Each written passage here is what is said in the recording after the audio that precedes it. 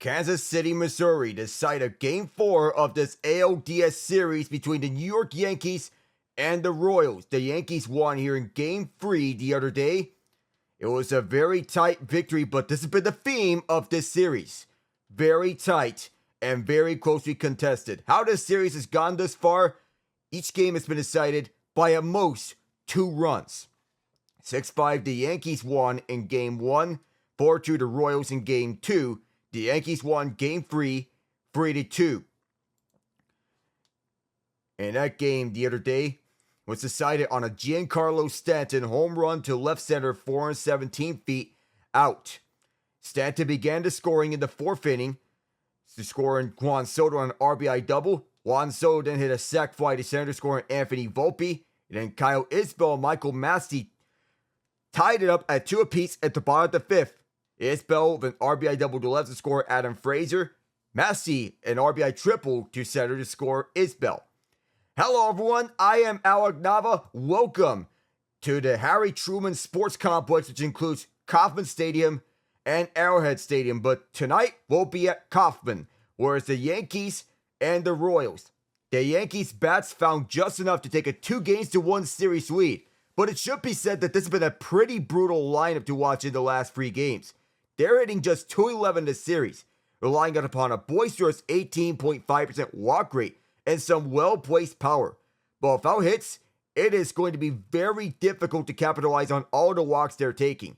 Unless they're coming off 3 or more walks an inning, this is simply not a winning strategy, especially if they continue at a 1 homer per game pace. This saving grace may be the fact that the Yanks put up a .259 expected batting average, which, as is seen, is more playable than their actual results, and their .479 expected slugging is a whopping 142 points lower than what they've actually produced. It's good reason for this, considering Kansas City's defense sat atop baseball and outs above average this season, but you would still expect some positive regression here, even if it's marginal. There's certainly not going to be positive regression heading Garrett Cole's way if he manages to pitch the way he did in Game 1 of this series. He allowed 7 hits to KC, including a home run. And he didn't fall victim to bad luck of .359 XBA and a .790 expected slugging percentage in that one. His strikeout rate, which has been growing by leaps and bounds down the stretch, fell under 18% at that start against a very punch-out prone Royals side. And he also issued 2 walks to boot. This was a pitcher entered the series with postseason ERA under 3 runs and pitched a .225 ERA in the final 2 months of the season. So perhaps he could pull up his bootstraps, continuing to produce in a closeout game. The Royals didn't exactly get Michael Wacha's best outing when he and Cole squared off in Game 1 either. He's an expert limiting free passes, but he allowed 3 walks over 4 frames and gave up 4 hits, 3 of which went for extra bases. His XBA came in at a neater .266 in that one. But the walks and a tough .535 expected slugging percentage told the tale for him. Yes, he'll theoretically enjoy life as a fly ball pitcher away from Yankee Stadium this go-around, especially considering New York's preference for ground ball arms. But a more spacious outfield could very well mean the Yankees are able to turn around some of their poor batted ball luck on grounders. The Yankees had a strong .257 at Kauffman this year, though they did match his 4 hits in Wednesday's Game 3. Have to solve a pitcher in Walker who's pitched an excellent .289 ERA at home this year. Also, this lineup enjoys home games. An OPS 62 points higher than their number on the road. It's now at .240 in the series after entering this postseason as one of the very worst offenses in baseball over the final 2 weeks in the regular season. Strikeouts have been a slight concern, but Wednesday was a step in the right direction. And this series has been a slog offensively, save for 1 big inning by the Royals in Game 2. But it could be the night where both sides may begin to move runners around the bases. And considering both pitchers have done a good job all year limiting walks, you could also expect some better have to be encouraged by what we saw in Game 1, where Wacha and Cole squared off. We're also expecting some better luck on batted balls for New York. They found more room in the spacious outfield in KC, and they did hit Wacha quite well in Game 1. Should lead to several runs with the way they've been drawing walks. Who knows though? Because anything is on the table here as we head into Game 4. So as we get to our starting lineups for this game, we begin with the visiting New York Yankees. Gleyber Torres at second base to lead off. Juan Soto right field. Aaron Judge at center field. Austin Wells the catcher. Giancarlo Stanton at DH. Jazz Chisholm Jr. at third base. Anthony Volpe at shortstop. Alex Verdugo left field. And John Berti at first base. For KC, Michael Macias the leadoff batter at second base. Bobby Witt Jr. at shortstop. Vinny Pasquantino at DH. Salvador Perez at catcher. Yuli Gurriel at first base. MJ Melendez at left field. Tommy Pham at right field. Kyle Isbell at center field. And Miguel Garcia at third base to round out the lineup. One headline here is that the two best players in the AL, Aaron Judge and Bobby Witt Jr., have yet to perform at the MVP level in which they performed this season. Judge has still hit 58 home runs on the year with 144 RBIs, a .322 batting average, 122 runs scored while slugging 7-1 and ending up with an OPS of 1.159, even higher than it was 2 years ago when he hit 62 homers in 22. Then there's Witt, a shortstop who didn't turn 24 until June, becoming the first player in history with 200 hits, 100 runs, 40 doubles, 30 homers, 30 stolen bases, and 10 triples. A statistical line that does everything except turn the lights on at Kauffman Stadium, where this series arrives on Wednesday night at a one-game all. But all of that was the regular season. Big baseball history, but it's still history. The first two games in the ALDS have been vastly different for both Judge and Witt, but now the series is now best 2 of 3 with these two at Kansas City. Entering in games 1 and 2, Witt is 0 for 10 with 4 strikeouts and no RBIs. Judge has just 1 infield hit against the Royals. His last at-bat of Game 2, with 1 run scored, no RBIs, and 4 strikeouts himself. The good news is that with Game 3 out the way, there are at least 2 more games left in the...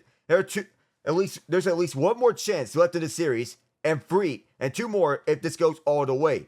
And if there is one thing we've seen across the first week of postseason baseball, how everything can still change. Sometimes in the lights, with 1 swing of the bat, and sometimes an unlikely swing of the bat at that. That was seen at Progressive Field this Monday afternoon when Kerry Carpenter took Emmanuel Quassé, who has been the best closer this season, deep over the right field wall for a home run that turned a scoreless game into a 3-0 victory for Detroit, evening their series against the Cleveland Guardians. Pete Alonso hasn't been doing that very much lately for the Mets until everything changed last Thursday night in Milwaukee. It was the one who hit a 3-run home run, another star closer, Devin Williams of the Milwaukee Brewers, and saved his team's season. Maybe Judge or Witt, or even both of them, can turn things around for themselves at Kauffman here on Thursday night. Here in Game 4 for this game. So as to see what is for Kauffman Stadium, for the Royals and the Yankees, they move to a hitter's haven, basically.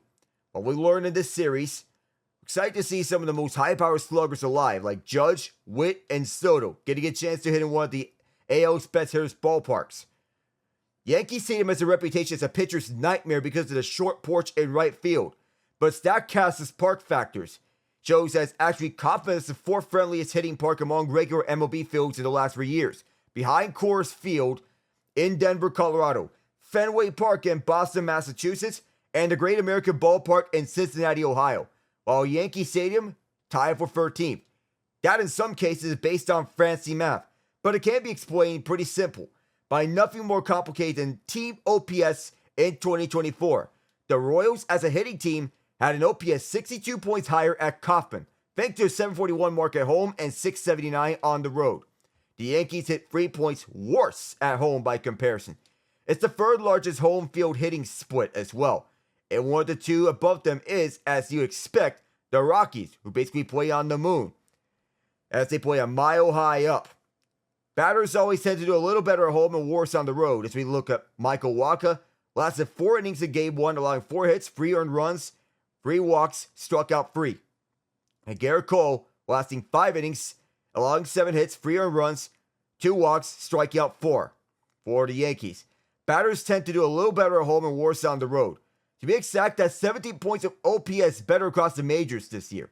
If it were just that, the Royals' pitching staff would be expected to do better at home too, against visiting batters. Except no.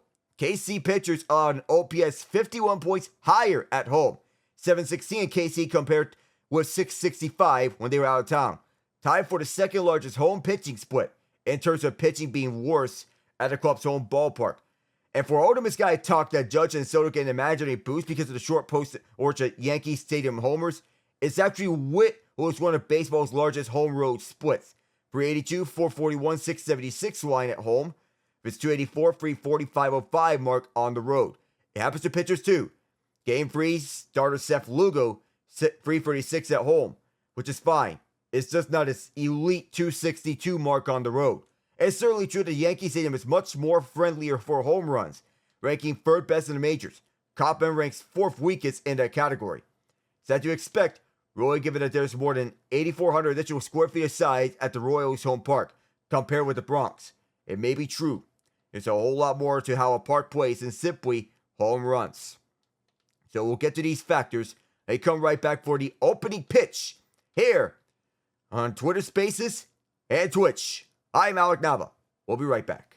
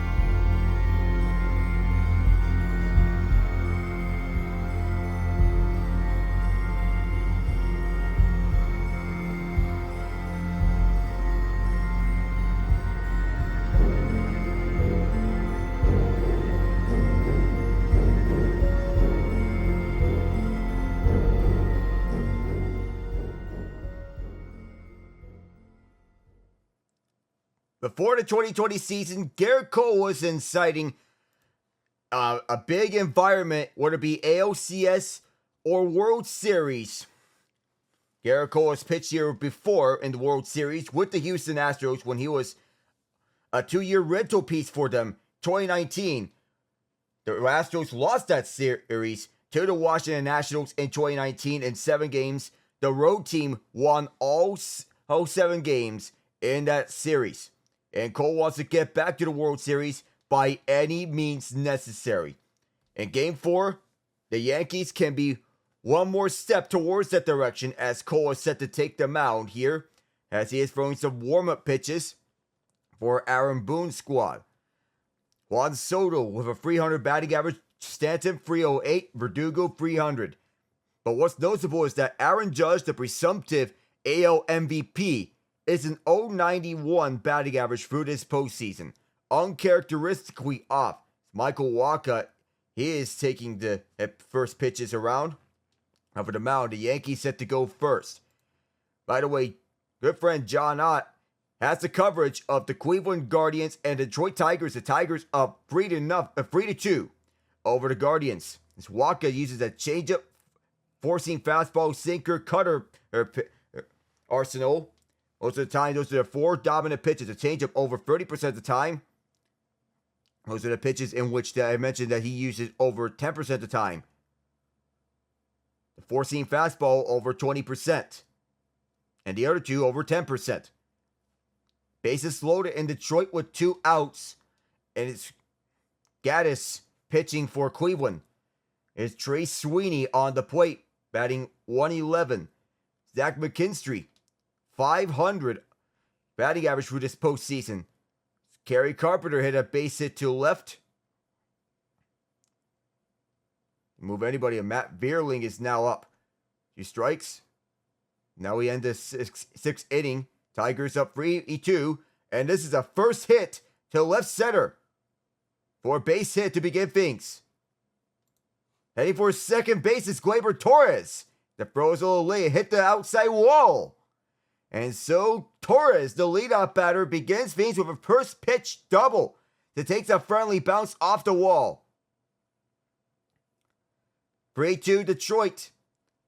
At the end of the 6th, go ahead by Wenzel Perez on RBI basis to score Kerry Carpenter. Both teams exchange home runs. Jose Ramirez and then Zach McKinstry.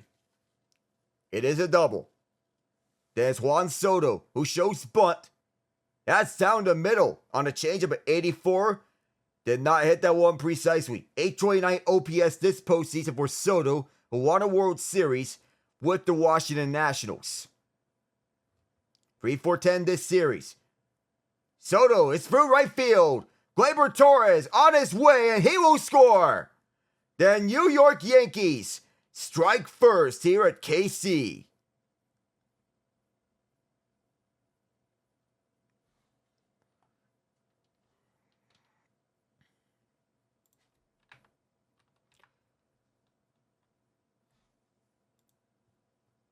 Juan Soto could not get the ball on the first one, but the next pitch he rolls this one to right field and grounded. And while Tommy Pham does not have the best arm, you'd reckon that at this position you would want to have someone who is stronger in that regard, like a Hunter Renfroe. This one, ball 1 to the right, 1-0 count. Judge is 091 this postseason, struggling noticeably in this series. Needs to turn around, just a 377 OPS. So it's at first base. Bottom right corner, there's a strike on a cutter. 1-1. The Judge against Waka. Could this be the turnaround that Judge needs? The 1-1. Swing and a miss. In the meantime, we go to the top of the 7th. Cleveland needs to get something here. Bo Naylor has been strong at the top left corner, but everywhere else, no can do. No reserves have been used. You'd reckon, when is David Fry going to come in? 1-0 thanks to Soto. RBI bases scoring in Torres. Since the 2022 postseason, Judge has batted 128 with an OPS of 467. Let's go Royals chance here. It's Waka. Oh, that was just below. Now it becomes 2-2. Didn't miss by much though. But Waka almost was right on the money. Giancarlo Stanton, the 5 batter. He is waiting for his turn. He's been electric this postseason. 2-2. This may turn 2. Witt picks it up. Here's 1. The throw to first in time. And that turns 2 away. Bobby Witt Jr. combining with Michael Massey and Yuli Gurriel to turn 2. And Soto and Judge are out. Now it's Austin Wells up. Stanton next if Wells reaches.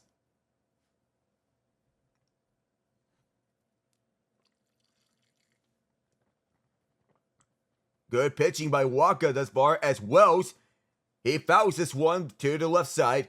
Here's the safety netting. It's an 0-1 count.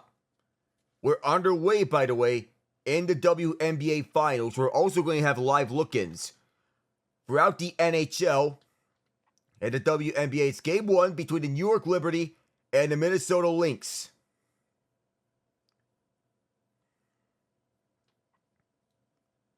The Liberty up 14-5. This is Game 1 between the two of them as this series starts up at Barclays Center, the home of the Brooklyn Nets, formerly the home of the New York Islanders. Wells gets set. This will be Waka's 10th pitch. And this was over to left field. Stepping up to make the catch is MJ Melendez. Underhanded, spectacular. The Royals' weak link of this defense comes up huge again. And Melendez stays strong. And Waka says, I see you, buddy. We'll be back for the bottom of the first.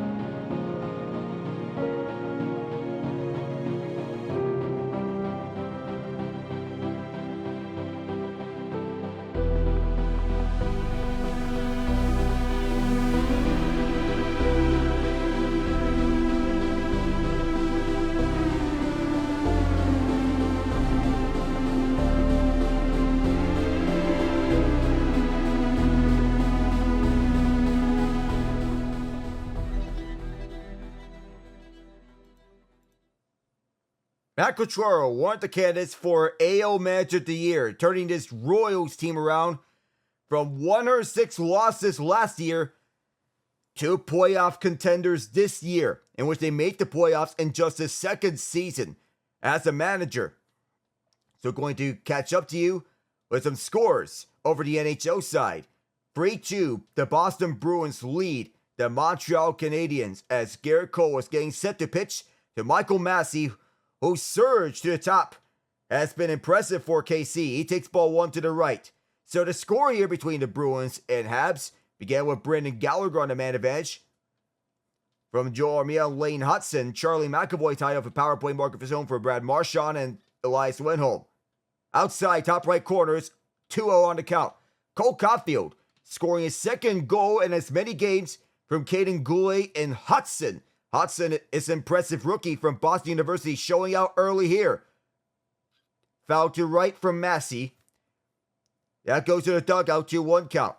Boston took the lead thanks to Mark Kastolik from Nikita Zadorov and Cole Koepke, and Elias Lindholm from Zadorov and David Pastrnak. I'm differentiating between Elias and Hampus Lindholm. So I have to be specific who I'm referring to. The 2-1. Pump and miss on a fastball. 95 miles an hour. They have just began the second period over in Boston. Red Wings have just scored. It is 1-0 Detroit as they get on the board early in the first period. Thanks to Alex DeBrincat from Lucas Raymond and Oli Mata. 2-2. Foul back. Massey will remain at a 2-2 count. Scoreless between the Kings and Sabres at Buffalo. The Ottawa Senators lead the Florida Panthers 2-0. Who could have guessed this? As Ottawa gets on the board first, Tim Stutzel from Josh Norris, and Jake Sanders on the man advantage. Shane Pinto unassisted. The 2-2 again. And Massey will sit down as he went swinging. That one upstairs. And out comes Bobby Wood Jr. as Cole delivers and fakes out Massey as it went upstairs. The Toronto Maple Leafs up 3-1 on the New Jersey Devils.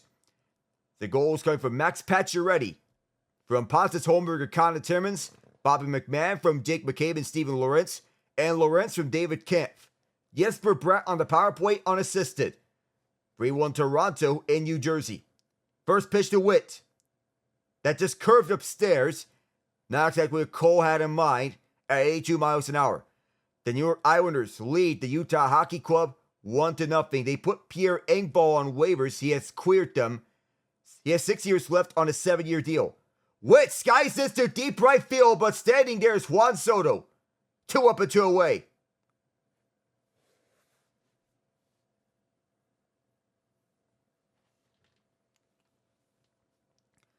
The only goal from the Islanders in that game came from Anthony Duclair from Noah Dobson and Matt Barzal at 11:10 of the first period. We're also scoreless between Dallas and Nashville and Columbus and Minnesota. The other game, that is the late game, the St. Louis Blues and the San Jose Sharks. Now, if Massey and Witt away, it'll be Vinny Pasquantino as he takes his first pitch to right center. Pasquantino came back with a broken right thumb, but he has 0 for 12 in the series, struck out 5 times. Can he break out this funk? That would be a good time up against Cole, one of the best pitchers in the league. Check swing, no. They want to check at third base. Pasquantino retracted. It spiked toward the dirt. Lance Barksdale is at first base. Mark Carlson at home plate. Barksdale first. Roberto Ortiz at second base. Adam Hamari at third base. The 1-1. To the right. Fastball 97. Ryan Blackney at left field. And Lance Barrett at right field. The Waka's taking some water from the Gatorade cooler. In the meantime. The 2-1. Bouncing ball is fouled to right. Still at the top of the 7th in Detroit. Stephen Kwan went to second base on a wild pitch by Bo Brisky. So Kwan is in scoring position now.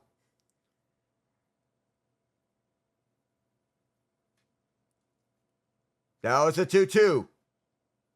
Full count with 2 outs. This was a fastball that was to the left at the high side. And Cleveland has taken the lead thanks to David Fry. On a 2-run shot to left center, scoring himself and Kwan. Payoff pitch. And that's down the middle. Pasquantino now 0 for 13 in this ALDS. The number 13 not being a lucky number for him. We'll be right back for the second inning in just a moment.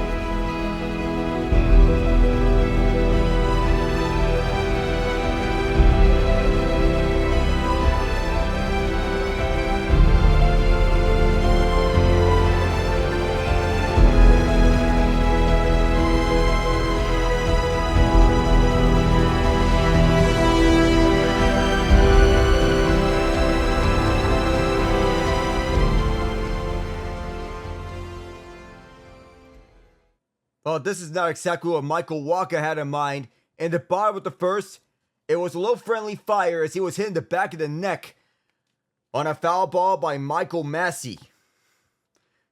Not exactly what he had in mind, but how he fared against Giancarlo Stanton. This one fouled over to the right side. Now it's an 0-2 count. Guardians 4, Tigers 3. They're in the middle of the 7th, with Detroit getting set to take the bats. It's Stanton, who has been the Yankees' best batter so far in the postseason. He's been very impressive, trying to build himself an early World Series MVP resume as Stanton fouls to the top level. Well, how about that? Congratulations to that lucky fan who got that ball over the top level. Another 0-2. Upstairs, 95 miles an hour. That was way upstairs, 1-2 on the count.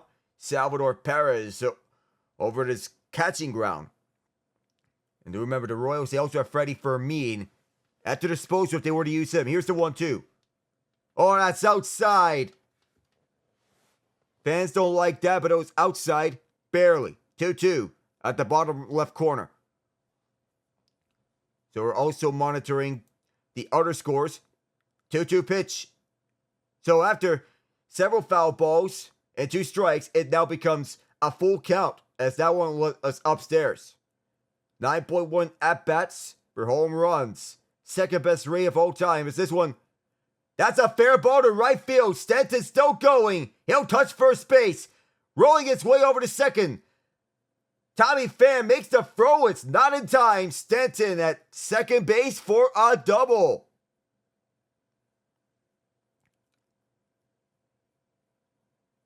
Yuli Gurriel played it off the line.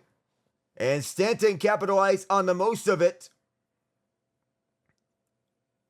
And Tommy Pham was playing at the right center field gap. There was not a lot of action there. Jazz Chisholm Jr. 2 for 12 in this series. A good block by Salvi to prevent Stanton from going to third base. 584 the OPS this postseason for Stanton. Utah's tied it up at 1 apiece to end the first period. Watson Krause on the power play from Matias Michelli and Logan Cooley. The 1-0. That's just upstairs. It's ball 2. No other scoring is of note around the NHL. And with seconds to go in the first quarter between the Liberty and the Lynx, it's 32-17, New York. Upstairs, Wacha cannot find the strike zone. So it's a 3-0 count. Cleveland and Detroit still going. Bottom of the 7th with 1 out as Jake Rogers is punched out. 3-0 pitch. It has a strike. Called strike 1, even though it was a bit to the outside right, but Wacha can get away with it a bit, knowing that it's over to bottom right corner. Chisholm thought that was off the corner. So he's still at the plate. 3-1 pitch. Low drive and a miss. He thought he saw a pitch that he liked, but it went low, and it was not on the money. After 3 balls, it's now a full count. All of Kansas City on their feet in the sea of blue. Low drive and a miss. After Chisholm saw 3 straight balls outside the zone, he took 3 straight strikes. And he will punch out and sit down. Drove under the bat, and that's no can do for Jazz Chisholm. He'll sit down. He was talking trash to Kansas City. But do remember, Patrick Mahomes, and by the way, as we see a strike, Patrick Mahomes, who is part of this crowd in Game 3, he could talk his trash as well as he was over the stands at the top. Anthony Volpe, 0-1. Volpe delivers to right field. Going back is Tommy Pham. He'll make the catch. And Pham will make a long throw. And Giancarlo Stanton's over third. It was deep enough to move the bases. We'll also have a live look in of the San Francisco 49ers and the Seattle Seahawks. Week 6 is underway here in the NFL in a pivotal NFC West matchup. San Francisco has the ball now. They're in the red zone, first and goal. Brock Purdy and Geno Smith up against each other. Smith threw an interception. This is skied beyond the foul pole right side. Someone's going to catch it. 0-1 count. Alex Verdugo, who is now on the plate for New York with the Bronx Bombers. He's had a reputation of success over the Derek Jeter, Jorge Posada, Mariano Rivera, Joe Torre era. The 0-1. Bouncing ball. This is going to be picked up by Gurriel, and he'll step on first base in time. So no runners scored here. And the top of the first inning, Yankees have all 3 hits. Bottom of the second. Next.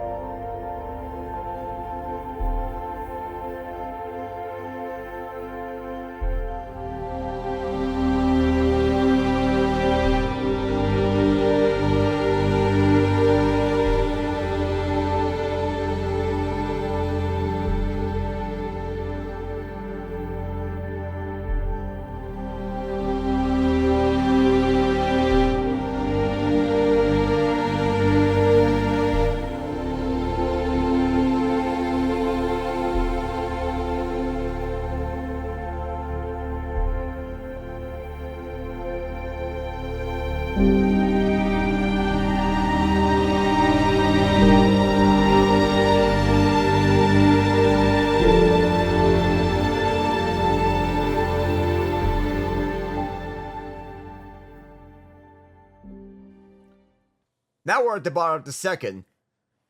Perez, Gurriel, and Melendez are the free batters first for Kansas City. They want to tie this game up or even take the lead here in the bottom of the second. Salvi takes ball 1 upstairs. He's the only player left from the 2015 World Series winning team on the Royals. That team managed by Ned Yost. The 1-0. Salvi fouls this one back. It is 1-1 on the count. And the Niners get just a field goal out of it. Matthew Wright filling in for the injured Jake Moody, 25 yards. The 1-0. Perez sends it over to left field, but stepping up is Aaron Judge to make the catch. Nothing there for Salvi. So 1 up and 1 away. Lourdes Gurriel Sr. is in attendance. And Olga Gurriel as well. Lourdes Sr. and Olga are there. Lourdes Gurriel Jr., who plays for the Arizona Diamondbacks, was a member of last year's Diamondbacks World Series team, as it's dealt over to left center. Judge moves over to his right to shut down Yuli Gurriel. So Yuli is 40 years old.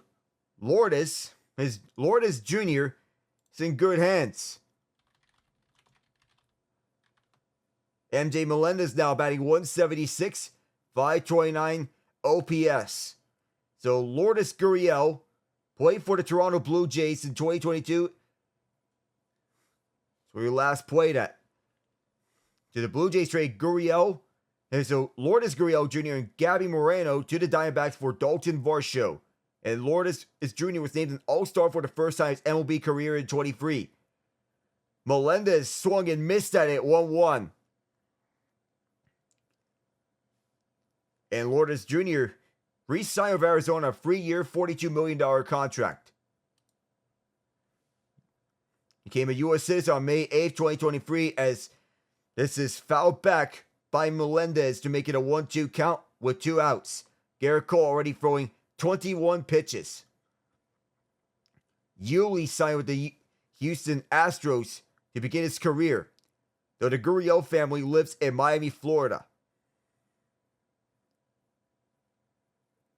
The 1-2. Upstairs. 96, it's 2-2. Lourdes Jr. and Yuli made baseball history September 21st, 2018. They each had 2 home runs, becoming the first person to have multi-homer performances on the same day. 2-2 pitch. Bouncing ball, this is grounded. Picked up by Volpe, and the throw to first is there to end the second inning. The Yankees are holding on to a 1-0 lead here in this best-of-5 series. Third inning, next.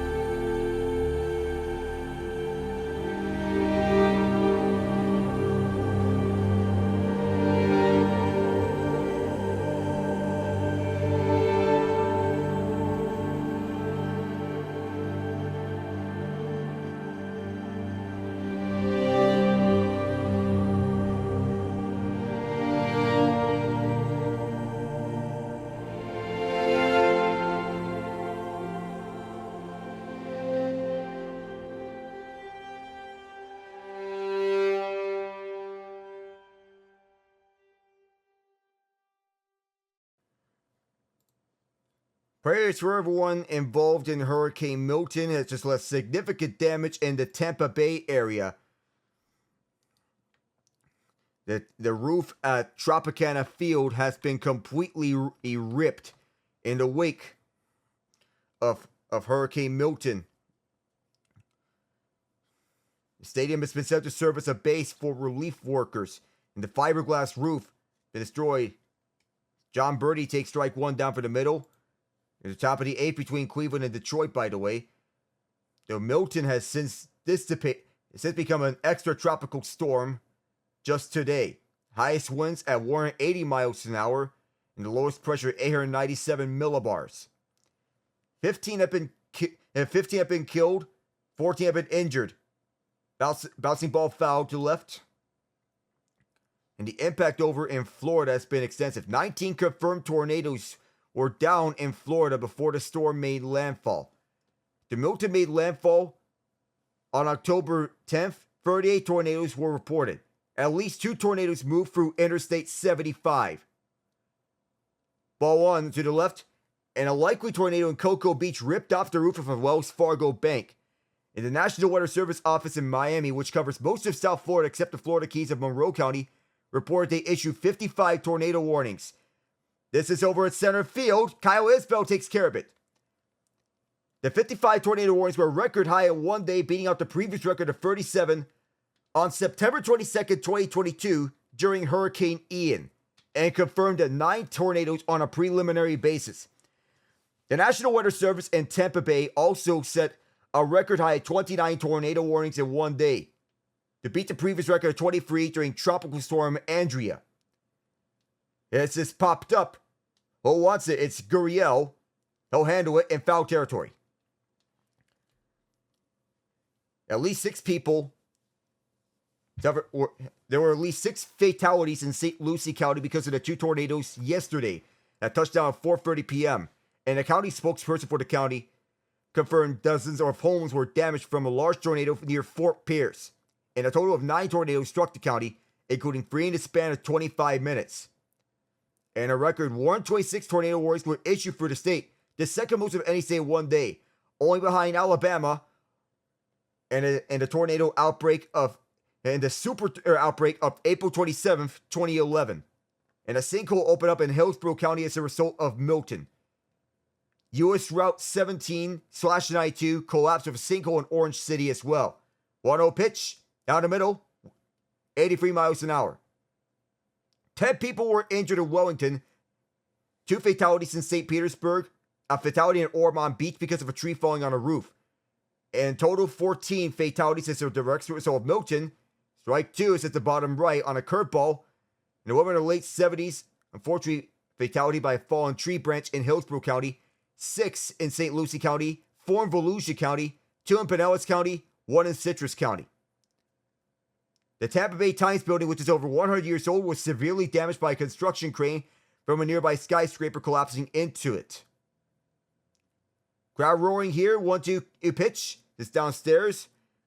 There's no easy transition in between the back and forth. Marineland saw sustained winds reaching 75 miles an hour with wind gusts of 83 miles an hour.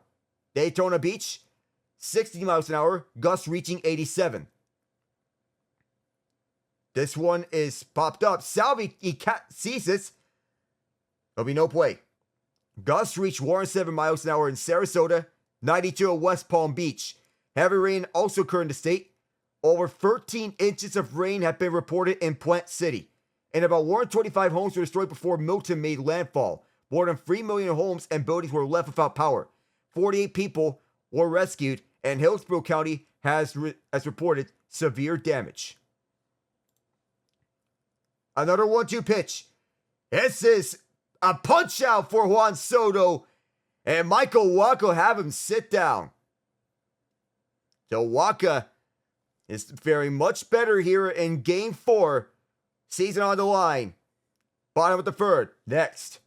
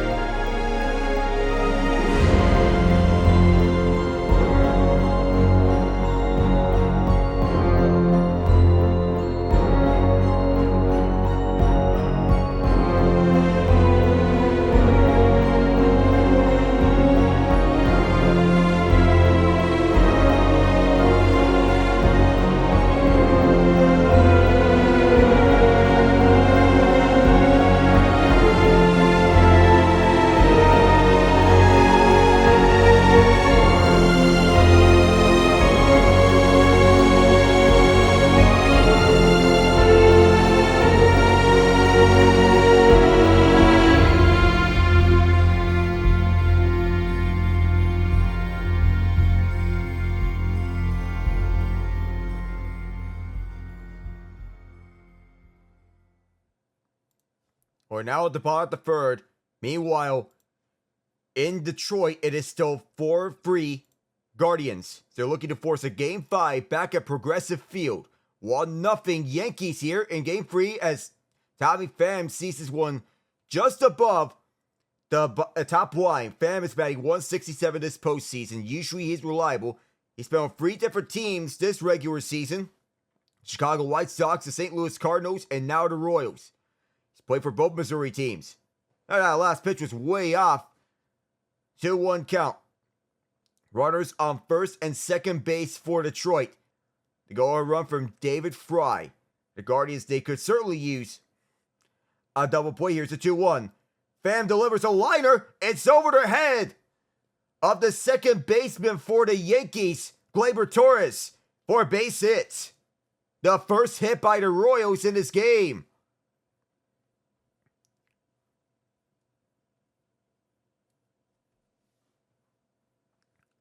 Perfectly delivered by Pham as Torres, he jumped up for it, could not grab it. And Pham is on board. Runner on the base for the first time in this game for KC. Kyle Isbell. Can he deliver something for the Royals? Go ahead, run the play. Shows bunt. This one's over the head. It's fouled. So it was picked up by the first baseman, John Bertie. That spot also sometimes occupied by Oswaldo Cabrera. He is getting the day off. 793 OPS this postseason for Isbell. It's an 0-1 count as that was a bunted foul to right. Going up against Garrett Cole. It's a fastball.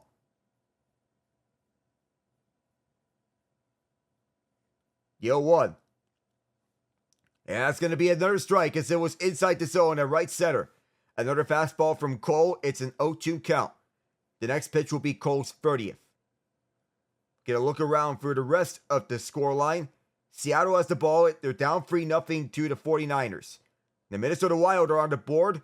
They strike first at XL Energy Center.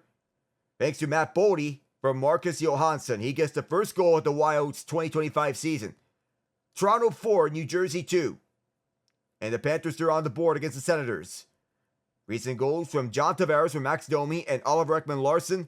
Timo Meier just before the second period ended. 0-2 pitch. It's downstairs on a changeup. 90 miles an hour. It becomes 1-2. Florida's on the board. They have cut the deficit to within 1. Gustav Forthing from Sam Bennett and Matthew Tkachuk. So the two former Flames were on a line of each other at one point. They combine on 2 assists for Forthing. This is a 2-2 count. It's between the left line and Isbell. Buffalo's on the board.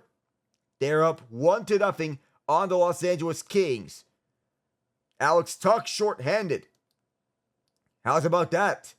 The Boston Bruins expand their lead to 5-2 on the Canadiens.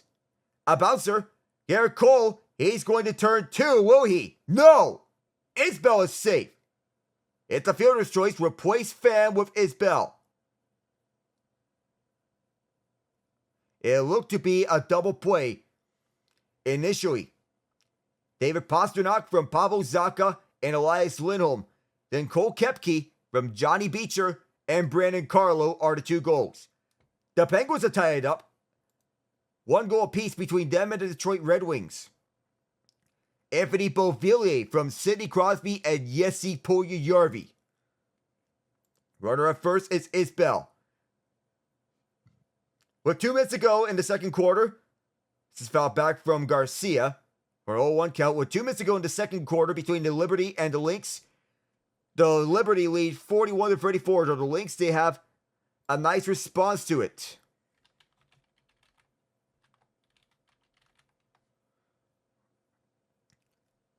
The 0-1. That almost looked to be a 1-4-3 double play. Usually you see double plays of 6-4-3 or 4-6-3.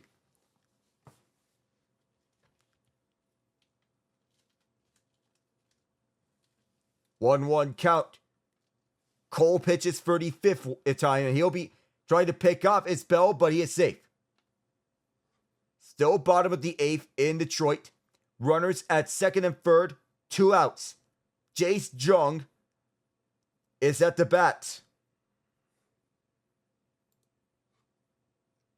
1-1 count. And Isbell's going. A grounder to third base. That's not going to be enough for a double play because Isbell took off and ran. He'll move to second base. The long throw from third to first pays off from Jazz Chisholm Jr. to Bertie. But nonetheless, down to the last out.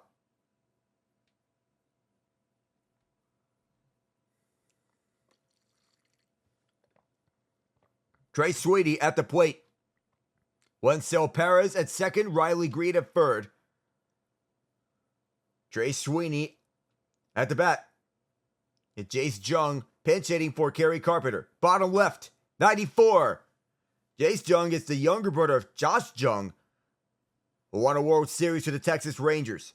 Massey's been impressive this postseason. 333 batting average so far. This one's fouled back. 98 miles an hour on that fastball. 0-2 count, and Cole will have a chance to send this to the fourth. Also monitor the rest of the league. Up and around, no other scoring so far. Stars and Predators is the only game that is scoreless. And the San Francisco 49ers get a touchdown. Deebo Samuel, 76 yards. 0-2 pitch. And Massey will sit down. He went swinging a ball where he should not have went after. It was upstairs. And he paid the price. Aaron Judge, Austin Wells, and Giancarlo Stanton next.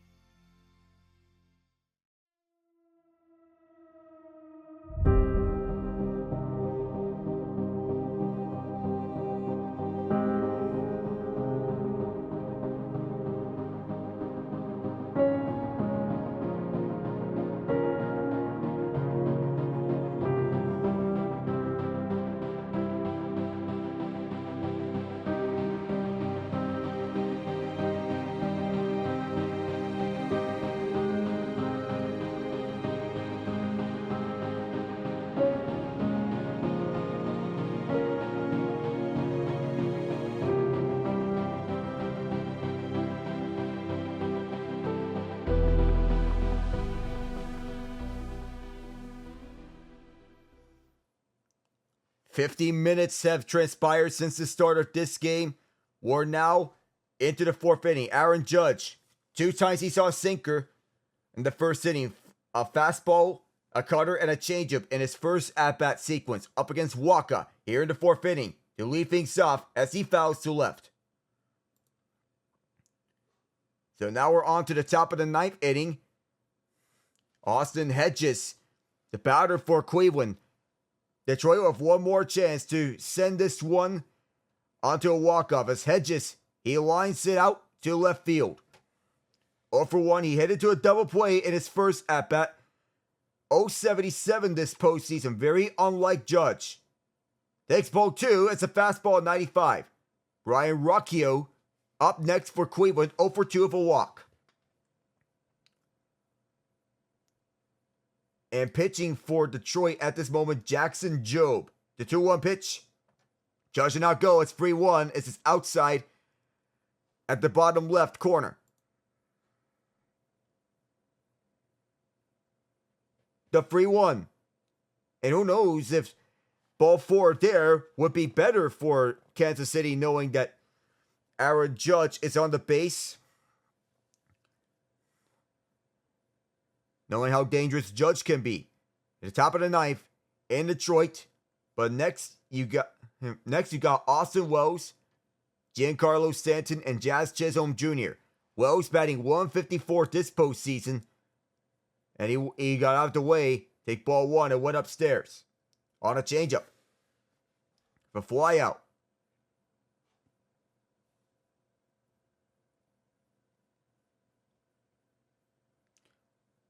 Ground ball, this may turn 2.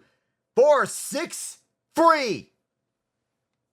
2 up and 2 away as Judge and Wells will go to the dugout to sit.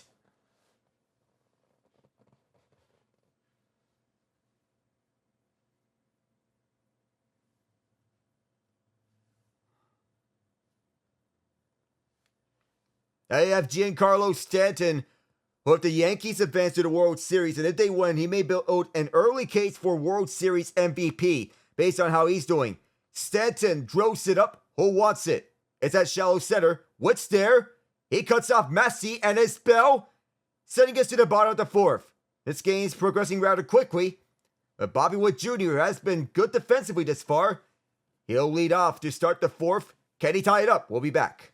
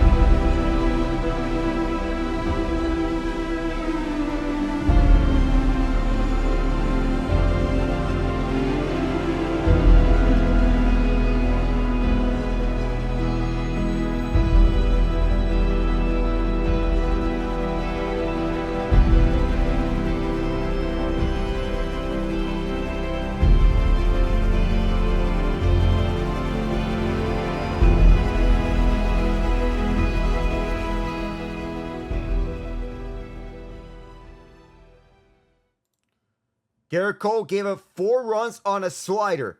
The adjustment in which he wanted to work with his coaches was going back to the fastball that has been so reliable this season. And it's worked between him and the pitching coach, Matt Blake. Cole delivered the first pitch to Witt, but didn't go. Saw that one coming the whole way. It's a 1-0 count to begin with. Let's go Royals chance here, Kauffman. The stadium that has waterfalls on it as Witt delivers a liner to left field, but backing up to make the catch is Alex Verdugo to punch out Witt. So Cole is 40 pitches into his day. Top of the 9th with 1 out in the meantime. Runners at the corners. Brian Rocchio at first, Stephen Kwan at first. With David Fry at the plate now. And Witt will sit down. Cole gets set now to deliver to Pasquantino. First pitch. Pasquantino grounds it. That was a little too fast. And right into the direction of Gleyber Torres. 2 up and 2 away. The Yankees are winning a tight one. Big Salvi Perez. Now stepping up. Can he deliver? He hit his first home run in 9 years in the postseason in Game 2 of this series. First pitch. Saw this one go outside left. 1-0 count. 42 pitches into the day for Cole. Flew out his first at-bat. 231 batting average. A home run to go with it. The 1-0. That was barely outside at the top left corner. 2-0. On that count. At halftime, the Liberty lead 44-36 on the Lynx.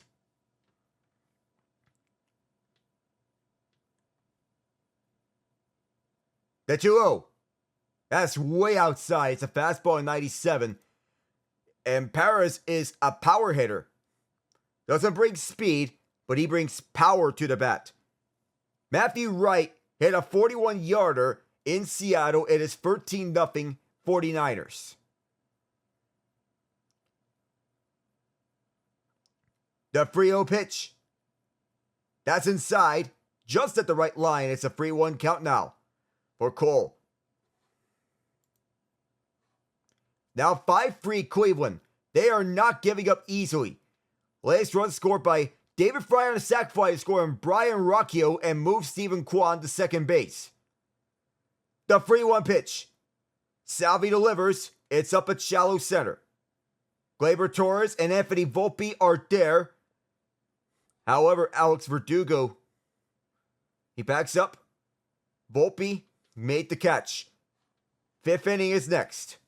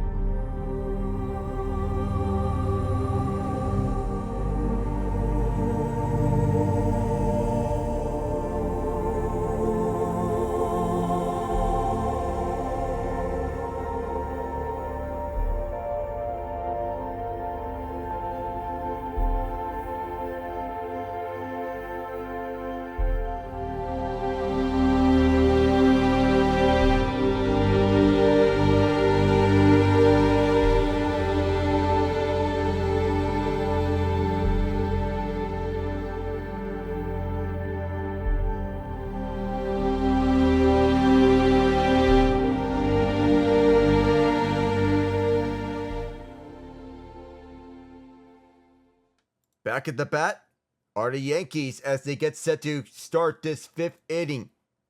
We're in the middle of the ninth. Cleveland leads 5-3. Detroit has 3 more shots. They are going up against Emmanuel Quase, who can deliver a 5-out save for Cleveland. If we're being honest, it is realistic. He struck out 1, and again, he is the best closer in the MLB.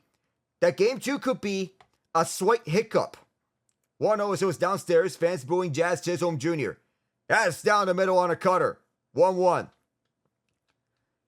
It got the final 2 outs of the 8th inning.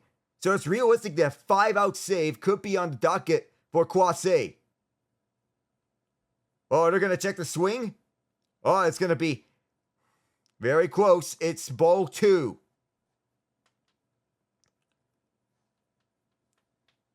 We're warning about Mahomes being there. 2-1. Chisholm delivers. It's grounded into Massey, who makes the throw to Gurriel. 1 up and 1 away.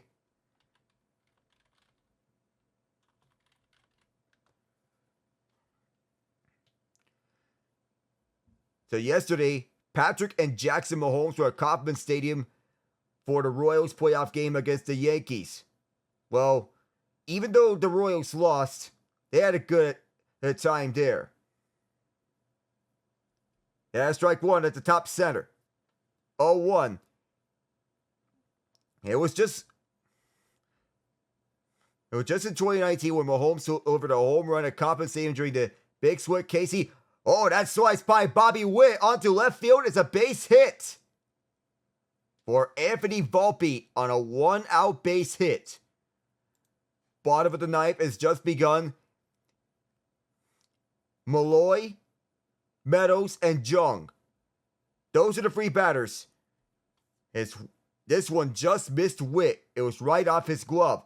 52 pitches into the night for number 52. Now Volpe at first. Alex Verdugo now up. That's just upstairs. 89 on the cutter. It's 1-0. Grounded out in the first appearance. If there is a game 5 for the series, then it will be Cole Reagan set to start in game 5. Waka tried to pick off Volpe. He'll stay put.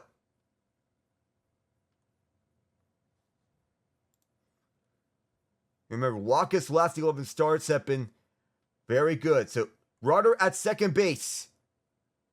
Justin Henry Malloy. And Meadows is coming up to the plate. 1-1 for Verdugo as this is on the strike zone. Meadows grounded out to second. Malloy's going to third, so Quase gets the first out. That's down at center. Verdugo still get a 1-2 count. Jace Jung and then Matt Vierling.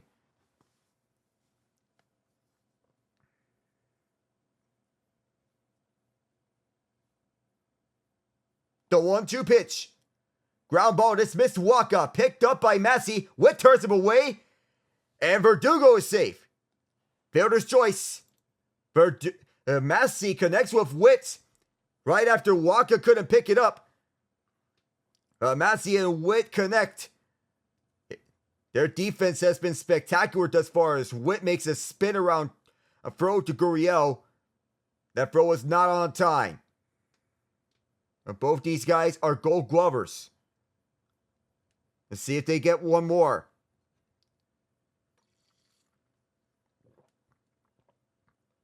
They both feel good about that play. New York leads 1-0. 2 outs. This is skied onto the foul grounds. To the right. So Jace Jung sacrificed ground as a scorer Malloy. Justin Henry Malloy scores. He wears number 44 for Detroit. So Quase has the opportunity to get the 5-out save on Matt Vierling. Vierling delivers a foul ball. Cutter 100.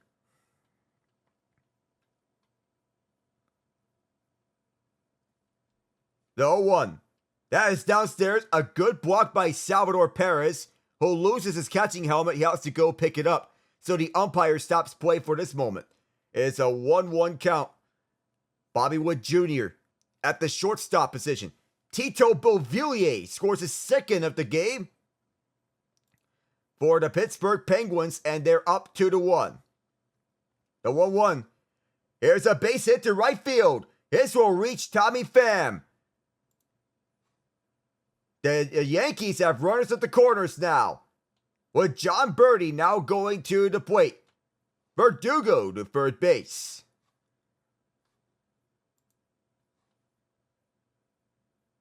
Riley Green on deck if Veerling reaches.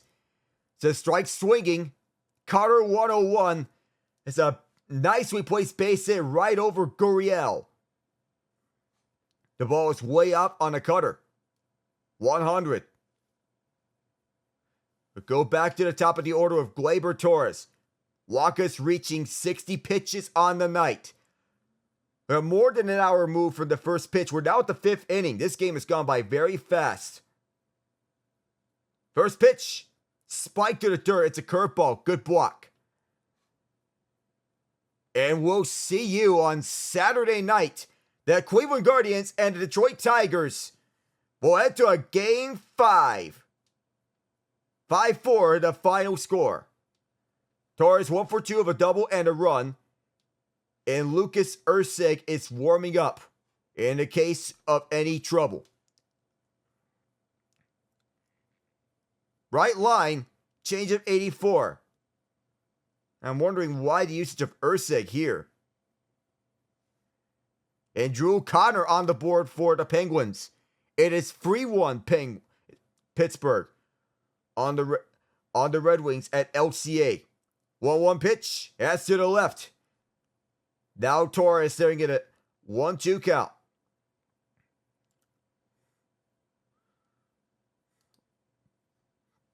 The LA Kings tied up on the Buffalo Sabres, by the way. Anze Kopitar. The goal.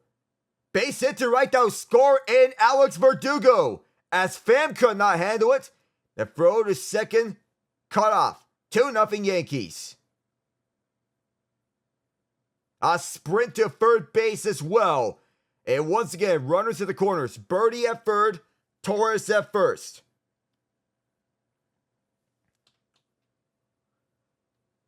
So Torres hit a home run on Wacha in Game 1. Now another big hit. Got Pham's huge juggle on that at right field. And that is going to do it for Michael Wacha. Pitching change here. The final out of this 5th inning. Lucas Erceg is coming onto the mound. We'll be back.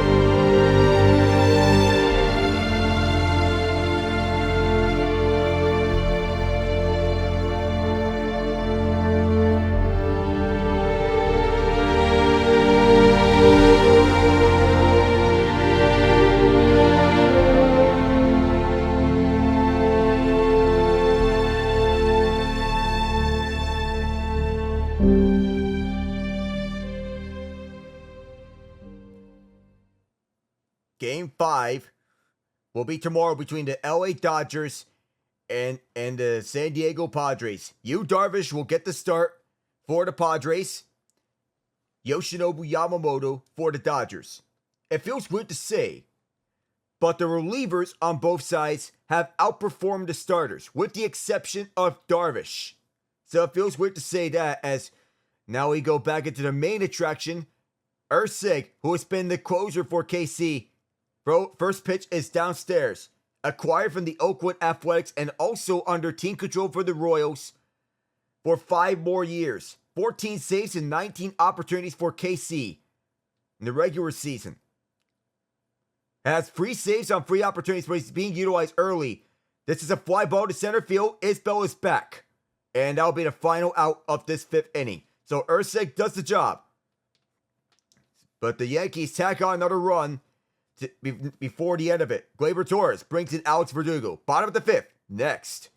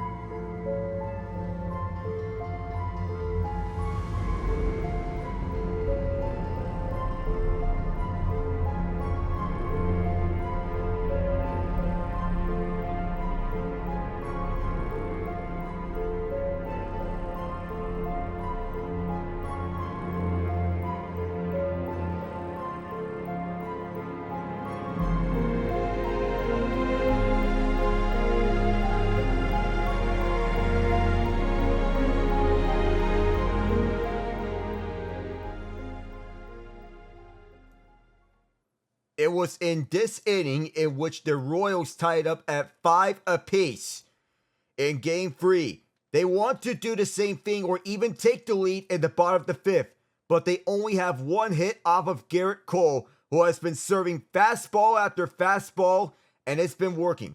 Gurriel, Melendez, and Pham are the first 3 up. Fastball 96. And that will be a first pitch ball for him. Flew out in the previous at-bat. Pham has the only hit. Yankees have a 2-0 lead. Here's the second one. It's down for the middle. On a sinker. 95 miles an hour. And the Pittsburgh Penguins, they are up 4-1 on the Detroit Red Wings. Big third period has been key for them. This is foul to left. Big second period. Anthony Beauvillier, Drew O'Connor, Marcus Pettersson, the goals. Beauvillier from Pettersson and Sidney Crosby. O'Connor from Evgeny Malkin and Erik Karlsson. Pettersson unassisted. The Utah Hockey Club up 2-1 now, as here's the 1-2 as this is popped up to shallow center. Gleyber Torres is calling for it. He makes a catch. One up and one away. Cole now at 50 pitches. Utah takes the lead thanks to Mikhail Sergachev from Quayton Keller and Nick Schmaltz at the end of 2. The Dallas Stars up 3-1 on the Nashville Predators. And his second period explosion offensively. Rope hits for Logan Stankoven and Wyatt Johnston. First pitch to Melendez is outside left, synchronized 6. Jason Robertson for Rope hits and Stankoven. Philip Forsberg on the power play from Jonathan Marchessault and Roman Josi. Mason Marchment from Matt Duchene and Stankoven. 3-1 Dallas. 1-0 pitch. Melendez did not go. And now it's a 2-0 count. And the Blue Jackets have tied up on the Minnesota Wild at XO Energy Center. 1-1 to scoreline. Kit Johnson from Cole Sillinger and Damon Severson.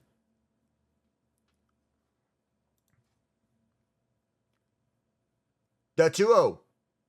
Melendez pops it up and fouls. It's just been announced by the Blue Jackets as well that Boone Jenner might miss 6 months after he went through surgery. Shoulder surgery. He had the procedure done in Vail, Colorado to repair an injury suffered on October 4th. The Jenner will begin his rehab process very soon.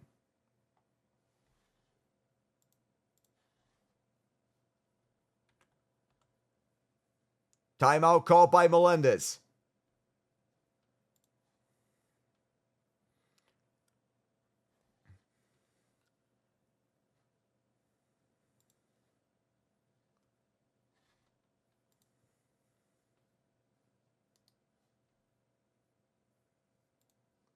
So Melendez is back onto the plate. He takes ball 3. So the timeout was called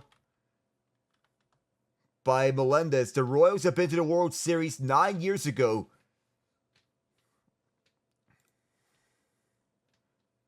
Where they defeated the Toronto Blue Jays as Melendez fouls off himself. They defeated the Blue Jays in 6 games. The Astros in 5 games in the best of 5.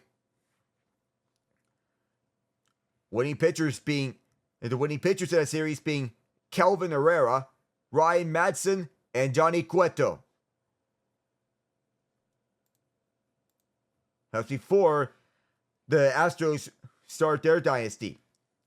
Wins for the Royals in the ALCS from Edinson Volquez, Danny Duffy, Luke Hochevar, and Wade Davis. As here's Melendez to deep right field. Can this be within 1? No.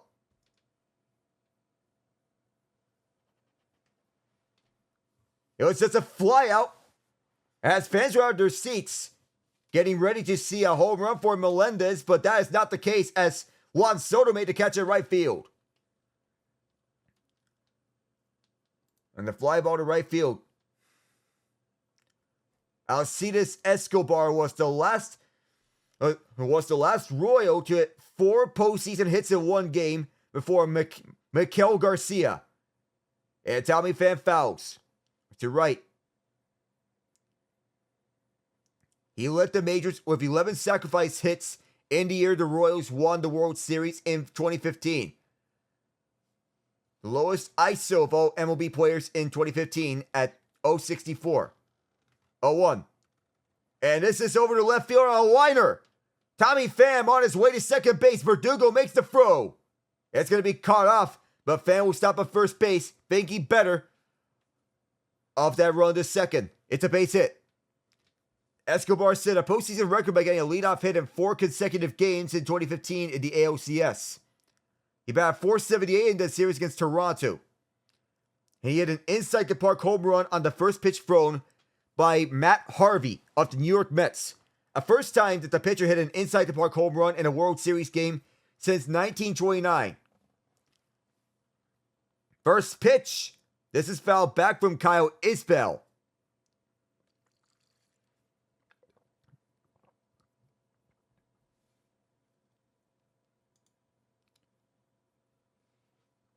Omar Infante also part of that Royals roster. They mentioned about the players on that roster. Alex Gordon. Salvador Perez. Here's the 0-1. Isbell grounds off himself. Ouch. 0-2. Eric Hosmer. Christian Colon. Mike Moustakas, Ben Zobrist. Johnny Cueto, Wade Davis. Greg Howland.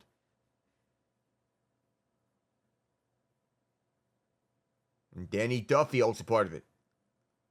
The 0-2. And that is a strikeout as Isbell went for a ball he should not have. And though Pham got the hit, which is just the Royals' second hit of this game, it's still producing nothing. 6th inning is next.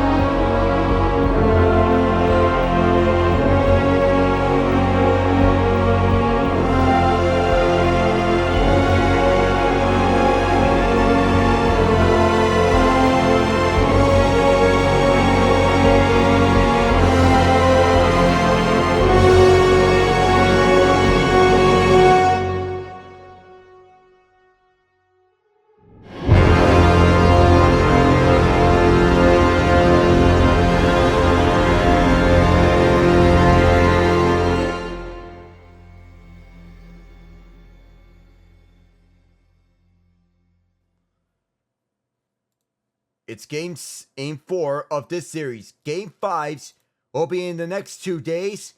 Dodgers and Padres tomorrow. Guardians and Tigers the day after. Cleveland won 5-4. And another very tight game. First straight tight game. The game 1 being an outlier, which was a 7-0 Cleveland victory. Both teams want to get over to the ALCS. The Tigers wanted to make it there to get their fans very pleased. It's been an unprecedented run of all sorts. 1-1 pitch for Judge. That left Paris' glove. Now it becomes 2-1 on the count.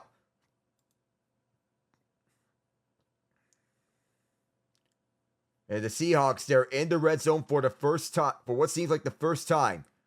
Pass interference by Isaac Yiadom. It's 16-0 49ers. Free field goes by Matthew Wright as it's delivered to left field. Down, off the wall. Judge is still going. Melendez picks it up. Aaron Judge to second base. It is a double. Liberty and Lynx are back underway. They're nearing the end of the third quarter. Liberty leads 62-55. Still getting some updates around the NHL. The Montreal Canadiens making a 2-goal game in the middle of the third period. They have 10 more minutes to mount a comeback. Caden Goulet from Oliver Kapanen and Jake Evans. First play ball. A nice play by Melendez on the hit. Austin Wells. 0 for 2 of a flyout and hit to a double play in the previous time. So Aaron Judge gets a hit, something for his confidence as Wells swung and missed at a fastball 99. So Ursek, 8 pitches in. You think that Matt Quatraro would want to limit his pitch count to at most 20. So he's a high leverage reliever. It's 3 outs as Ursek looks both areas. 2-1 count. This is an outside at the bottom right corner. It's another fastball from Ursek. So Ursek has grown out his beard. The 2-1. This one's grounded to second. Massey will deliver to first for Gurriel. That'll move Judge to third base. With 1 out. The Yankees think can still afford a sac fly. Update from Detroit, by the way. The Red Wings have made a 2-goal game. Remember, no lead is safe. It is 4-2, thanks to Vladimir Tarasenko. His first goal as a Red Wing. Welcome on board, Tarasenko. As Stanton goes out the way. 1-0 count as it was well upstairs. 1 for 2 of a double.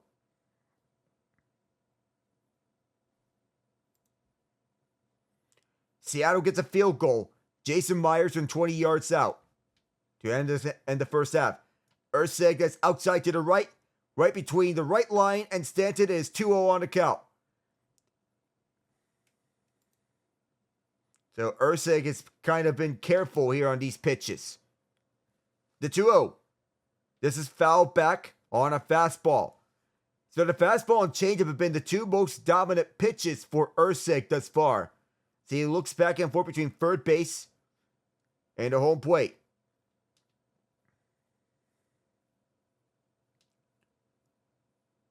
So Judge is away from third. A swing and a miss as Stanton went low on a changeup.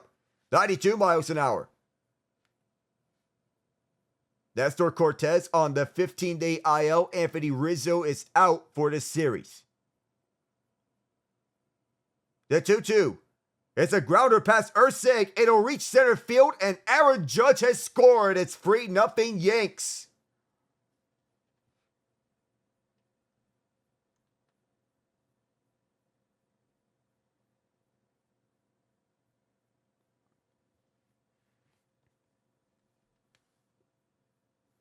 Giancarlo Stanton's terrific postseason continues as this could not be caught by Michael Massey.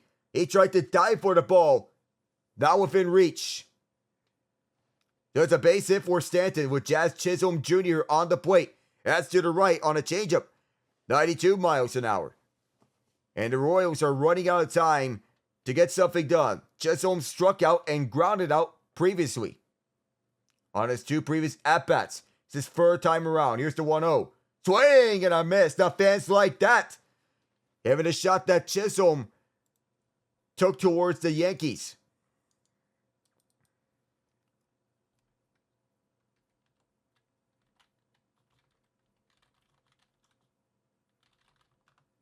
This pitch, that's downstairs, a good block from Salvi. Stanton will stay put at first base. Got away from him. So Chisholm has enjoyed Kansas City as far. He did say, quote, "Never seen nobody boo a bum. Fans don't boo nobodies." He knows exactly what Reggie Jackson meant in that regard. This one's low. Much like Mr. October, Chisholm was certainly someone at Kauffman Stadium fielding loud jeers from an announced sell crowd of 40,312 even before the first pitch was thrown. That's what he wanted. Became a target for Casey after his comments following the Royals' 4-2 victory. And Chisholm swung and missed. It's on the bottom right corner. Now it's a full count throw on the soon to be with 1 out. Chisholm doubled down on his stance in social media, including citing analytics that showed out the Yankees were rewarded for hard hit balls. Thanks to good defensive plays with the Royals. Payoff pitch downstairs and Chisholm the first. 21 pitches already for Urseg. Casey's collected hits with lower expected batting averages. The only extra base hit of Game 2 was Chisholm's 9th inning homer.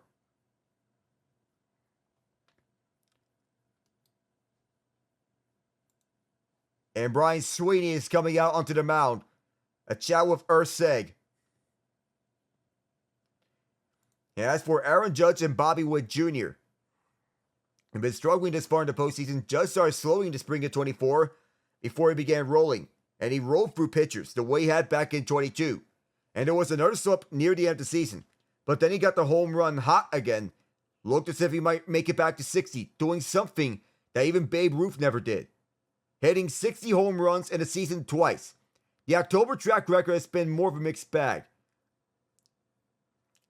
Entering the 2 games split at KC, he entered Game 3 of a career postseason line of 208, 311, 449 with 13 home runs and 207 plate appearances. Anthony Volpe now for New York. That's at bottom right, sinker at 98. And the Ottawa Senators secure a W and their home opener. Brady Tkachuk takes the victory over his brother Matthew. The 0-1 that went in and out of Salvi. And an empty netter by Tim Stützle sealed the deal and erased Florida's comeback hopes. 1-1, Buffalo and LA. The 1-1, this is hit hard, caught! Yuli Gurriel is going to turn this into a double play! How about this to end the top of the 6th inning? Gurriel makes an outstanding catch on a liner to right field. A duck there by Chisholm, and Gurriel was backing up, wanting none of Jazz Chisholm Jr. We'll be right back for the bottom of the 6th.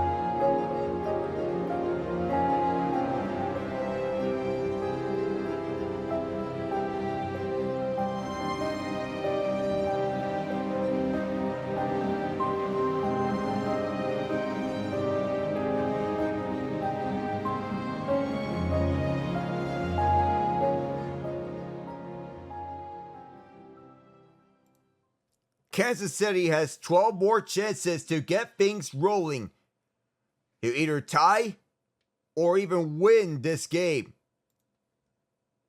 Miguel Garcia 0 for 1 of a groundout as he lines it up to right field for a base hit. Juan Soto will take care of it, and Garcia is on board. The Islanders, by the way, have tied up at 2 apiece against Utah. And that is thanks to Bo Horvat from Anthony Duclair and Noah Dobson. The base hit gets Garcia on board. It'll send us back to the top of the order.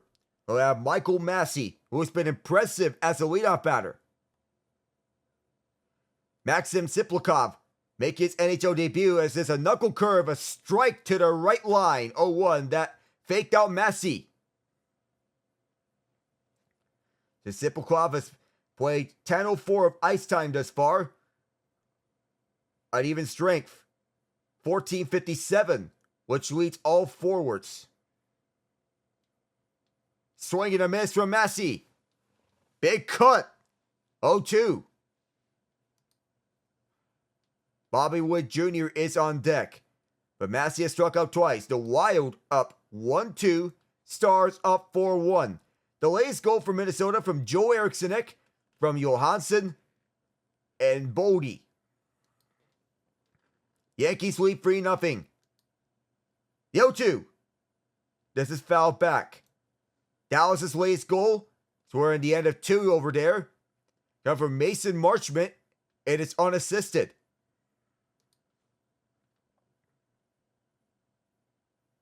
The Canadians are within 1, by the way. How's about this? Brendan Gallagher makes it a 1-goal game. Here's the 0-2 pitch. Massey gets a bouncing ball, and it's a throw to second base. Both are punched out. Wow, that one turned a corner quickly, and this crowd is silent. It's a 3-6 double play. And Torres is walking Garcia off, and we have a meeting over right between first and second. The bullpens are over. What is going on here? A play is quieted the crowd. What is going on here? And they're involved all over the place.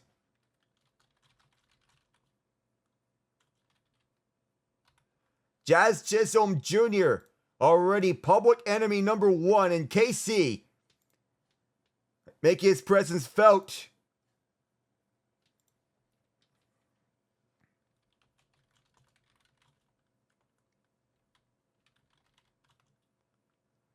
And a late slide by Miguel Garcia, even though Anthony Volpe got the double play, and Volpe and Garcia had a little wars for one another.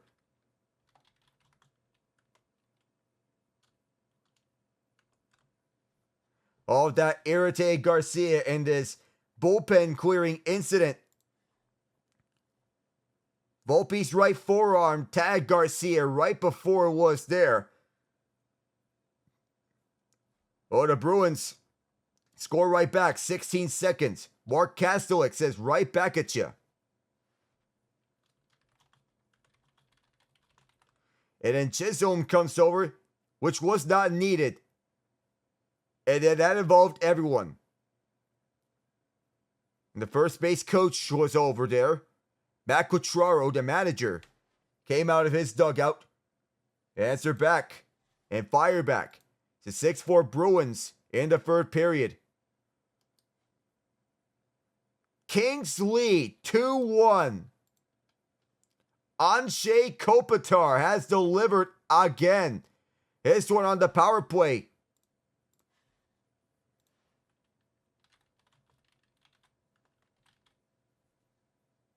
A terrific double play. It's a 3-6 double play. Strike one, knuckle curve, 84 miles an hour for Witt.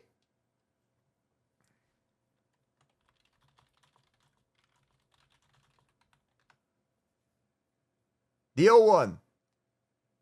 Oh, that's cold, strike two. Royals fans thought it was outside, and to be blunt, it is. Just missed by baseball length. Though Cole sometimes can get away with it. To be fair, it's long as it's outside by a baseball length, may be good.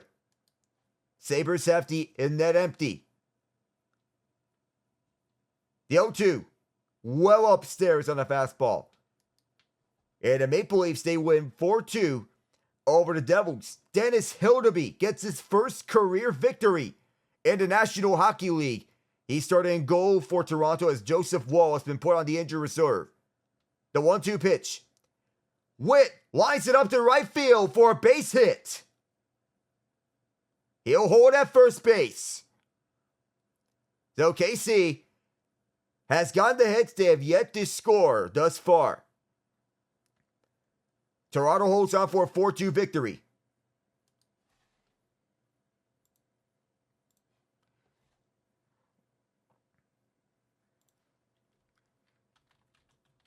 So the first of this inning came from Miguel Garcia. Now Vinny Pasquantino is on.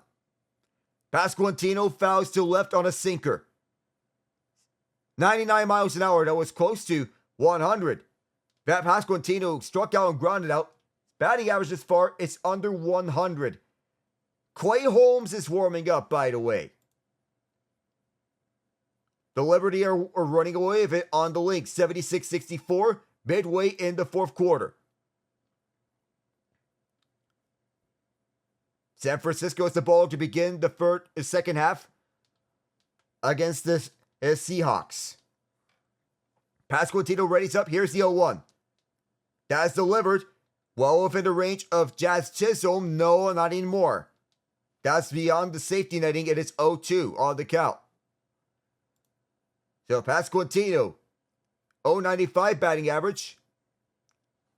But he can still deliver here. Bottom of the 6th, 2 outs. Salvador Perez on deck. And Cole is still going.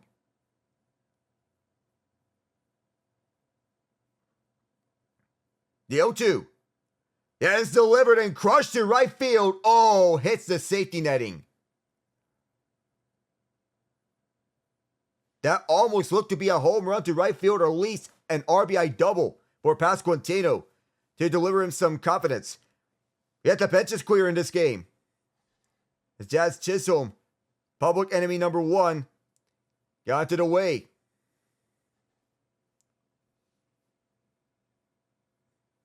Another 0-2. That's a liner over to left center field. And this one's gonna be down. Hits the wall. Bobby Witt Jr. is on his way. Kansas City is on the board.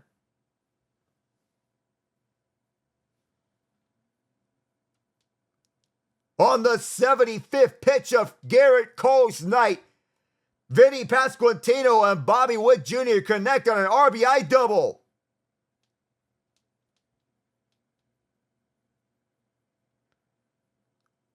This game is not over yet.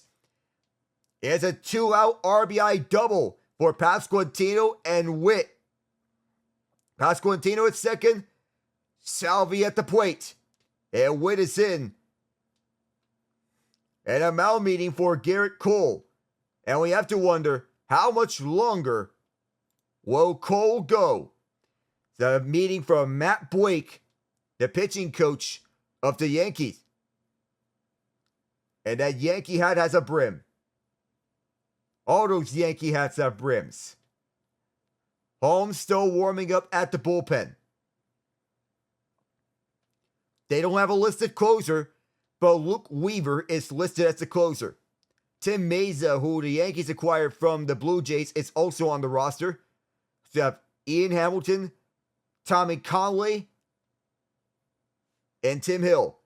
Perez flew out and popped out on his previous 2 at-bats. He has a home run. That's in game 2 of this series. Still going against Cole. Here's the first one. And swings on the first pitch. Is this within reach of Austin Wells? And no!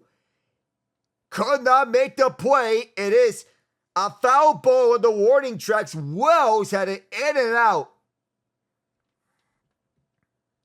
Oh, that close.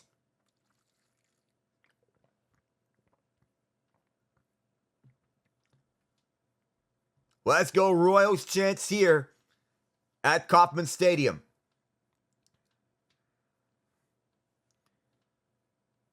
They get all the way to the netting, but Salvi, big power batter, he is on the plate. Can he deliver here of a home run? We have not seen one in this game just yet, but it will please this Royals crowd.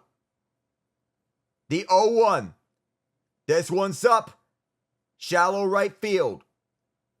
Gleyber Torres is under it, and he'll make the catch to put away KC to end the 6th.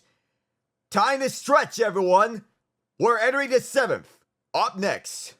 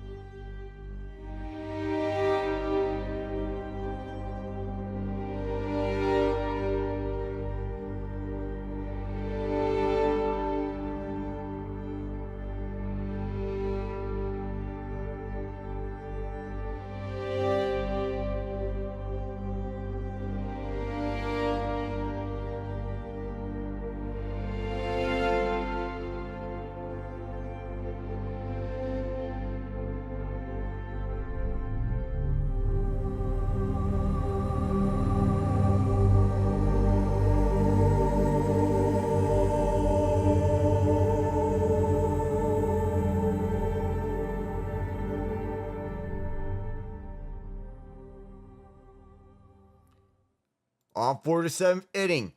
Does Kansas City have some magic left in them to make a difference? They'll first have to get the next one's out. You have some technical difficulties here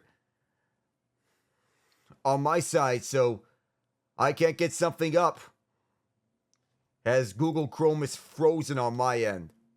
Unfortunately, we'll have to deal with this. It is not responding, unfortunately.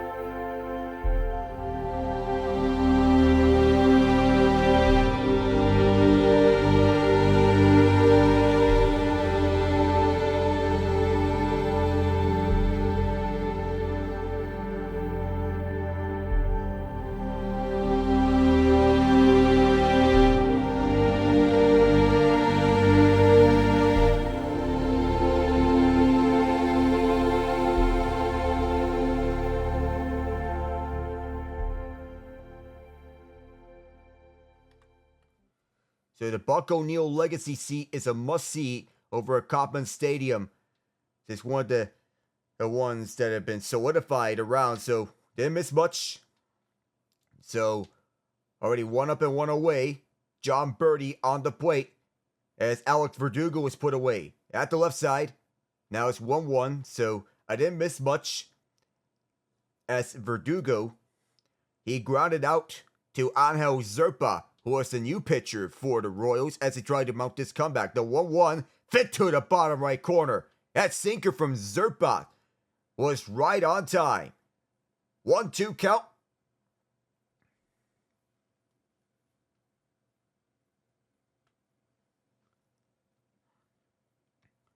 As everyone's chatting along here at KC. The 1-2. This is a liner to center field. And that will be caught by Kyle Isbell. So Birdie will sit down. Brings us back to the top of the order. Gleyber Torres. So the Buck O'Neil Legacy Seat program is part of the Kansas City Royals.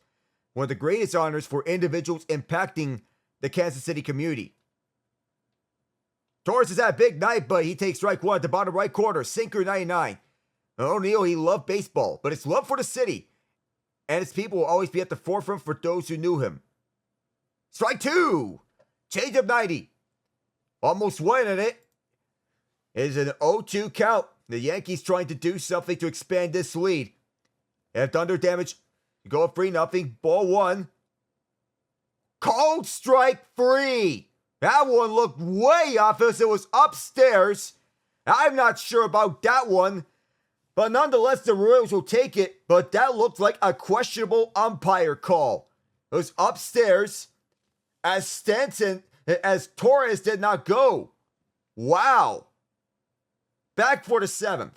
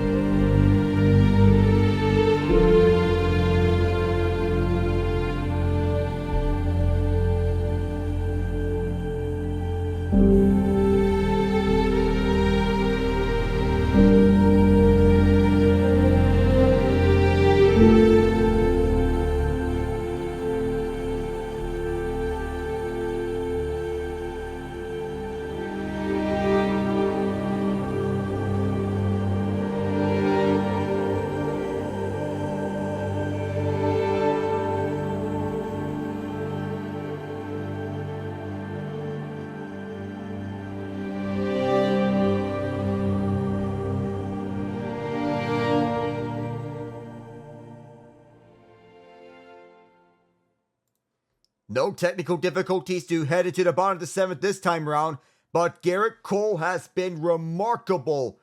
His start at the first 6 innings. He allowed 5 hits, but he has struck out 4. The fastball has worked wonders for him, posting a 3.27 ERA thus far. Michael Wacha, 5.19 ERA. Lucas Ercik, 3.00. Angel Zerpa 245. A 1 count already for Yuli Gurriel. Yet to hit in this game. Gurriel swung and missed. Now becomes 0-2. It's back-to-back fastballs for Cole, who has delivered himself a phenomenal outing. But the stats don't show it. But Cole has been good and solid at the mound. 0-2 pitch. This one's a bouncer to Volpe. Long throw all the way to first is right on time for John Birdie. 1 up and 1 away. Royals down to their last 8. And don't look now, but the Minnesota Lynx have made this into a 3-point game in the final seconds at Barclays Center. The New York Liberty getting a run for their money. It's 83-80 on a late fourth quarter surge. That's about that for a comeback attempt. Don't call it a comeback just yet, though. Now MJ Melendez is on deck. First pitch. Melendez rips this one to right field, but it's fouled.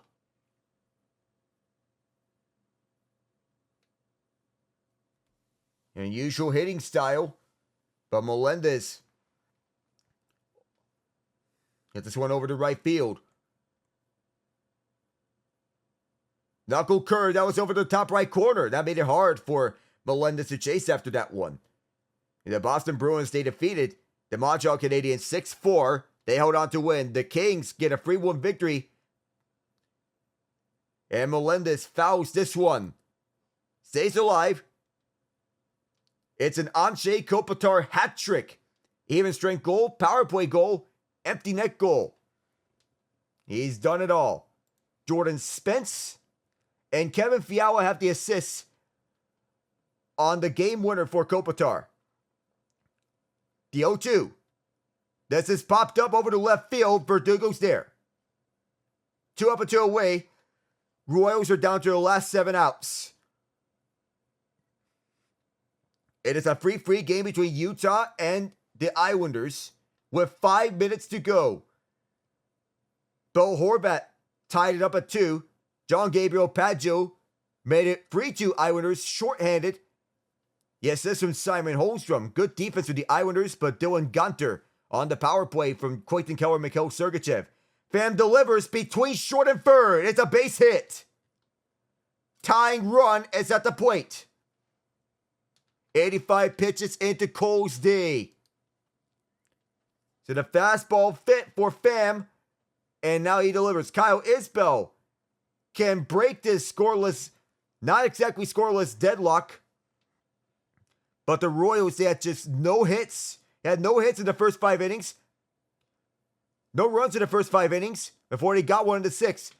Isbell can deliver here in the 7th. Who will be the hero for Kansas City if they have one? That's ball 1. That was curved below the bottom line, 85 miles an hour. Over 2 of a fielder's choice and a strikeout. Courtney Williams fouled out.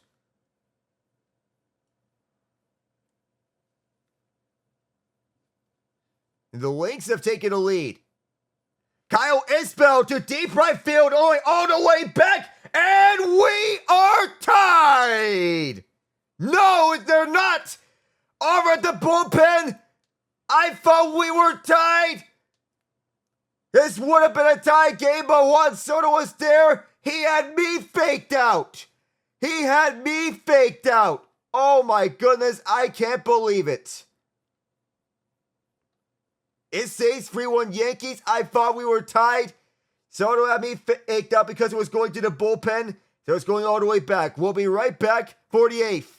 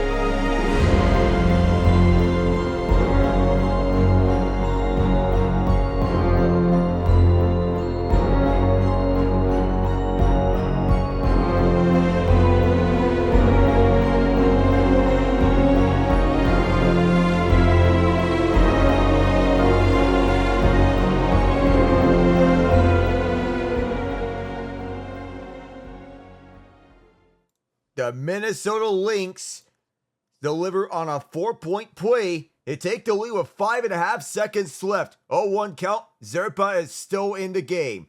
For Kansas City, Juan Soto 1 for 3 with an RBI base hit. This second throw, bottom right, that was outside, 1-1. That was way up. 2 straight sliders for Zerpa, who is still in this game. Bullpen is empty. So now, what do you do if you're KC? The 1-1. A bouncer, it's foul. 1-2 count. And the Minnesota Lynx, well, we're not done yet in the feast of Collier. Shooting foul, the Liberty, they can send to overtime or win it. It could be a walk-off free throw victory for the Liberty. It's a 1-2 count for Soto. It's 1 for 3. But they're reviewing it to see if the foul occurred in time. They'll put 0.1 seconds on the clock. 1-2. That's at the top right. Sinker 99. Just outside. 2-2 to Soto. Nashville's made it 4-2. The 2-2. Full count now. Tommy Novak gets his first goal of the season. Luke Evangelista and Philip Forsberg, the assists on the goal. Garrett Cole thinking. He takes some deep breaths to himself. See if Zerpa can deliver on a payoff pitch. Soto, acquired from San Diego, when he won a World Series with Washington. Full count throw. A bouncer to Massey. Massey picks it up. And a throw to Gurriel is in time. 5 more outs for the Yankees.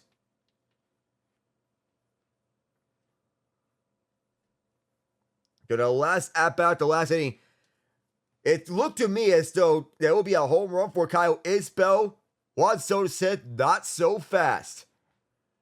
Oh, he had me faked out, honestly. So, the officials over at Barclays are taking some time to review this. George Kittle and Laviska Shenault exchanged touchdowns. Kittle on a touchdown pass from 10 yards out. Shenault on a kickoff return 97 yards to the house. Zerpa got his last out. We'll be back in a moment.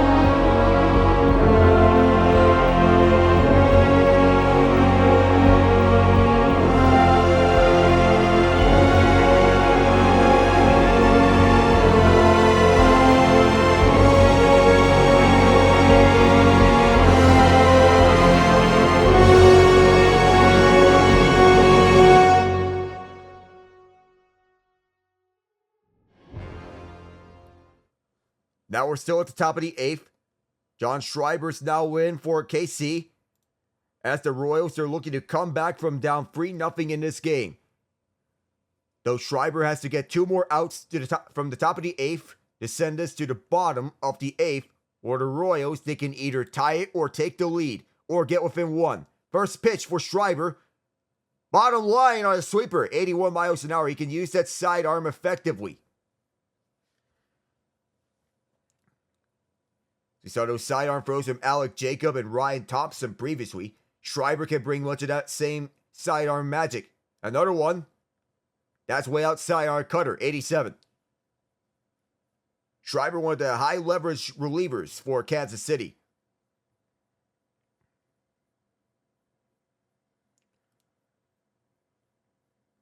One will be the next one. This one is low on a sweeper, 82 miles an hour. They found a strike zone on the first try, but he has not found it since. And the Liberty have tied it on a free throw. The 2-1. That is just outside out to the left. 3-1 count as Schreiber needs to find that strike zone. And has to capitalize on that. The Islanders have taken the lead with a minute to play. 4-3 New York. The 3-1 pitch, that is fouled back. And a goal comes with 2:07 left in the third period. Welcome to the NHL, Maxim Siplikov. The assist from Brock Nelson and Kyle Palmieri. The Islanders looking to hold on to this. Utah's looking to tie it. Payoff pitch for Judge. That's outside. On a sweeper, 81 miles an hour. That's ball 4. And the Penguins up 5-2 on the Red Wings. Erik Karlsson on the board. Chris Letang, Evgeny Malkin. The assist. And Karlsson on the power play. Utilizing the 2 top offensive defensemen for the Penguins on the top power play. And the Islanders get the victory in regulation. It's the first pitch for Austin Wells is outside. He's 0 for 3 in this game. Macklin Celebrini and Will Smith are set to take the ice for the first time in their young NHL careers. 8th pitch for Schreiber on the right line. On a cutter. 88, 87 miles an hour. Seattle has the ball. They're driving down for the field. They're at the San Francisco 1-yard line. They tried to push it on a sneak, but no can do. But Kenneth Walker in for the touchdown. Here's a foul ball to left on the fastball. 84-84. Lynx and Liberty are tied. Headed to overtime.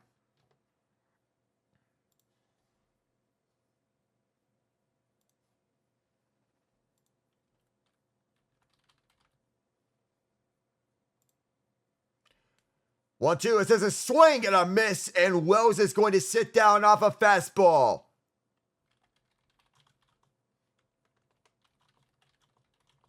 And Giancarlo Stanton's coming.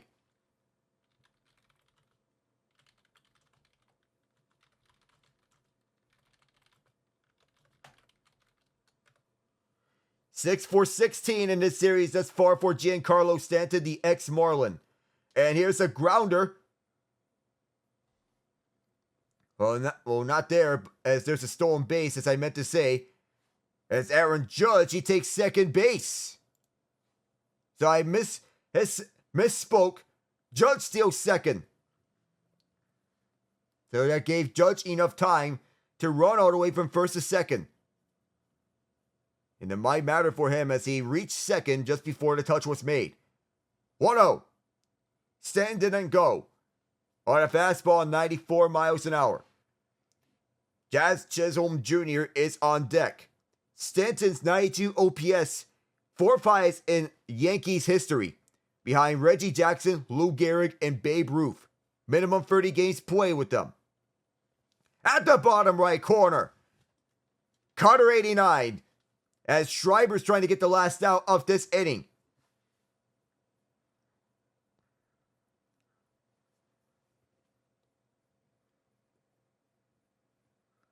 The 2-1. That is way off. That's a wild pitch. Judge will advance to third, and he is standing right there. And Brianna Stewart, she tied it, but she missed a free throw, which could have been the winner for game 1. So Paris could not get over there on time. And not often do you see Matt Cutraro walking onto the mound As Schreiber, he's pointing to first. He'll send Stanton over there, intentionally walking him. So Schreiber's getting pulled. Matt Quatraro has seen enough. This is an intentional walk to end Stanton's outing. We'll be back.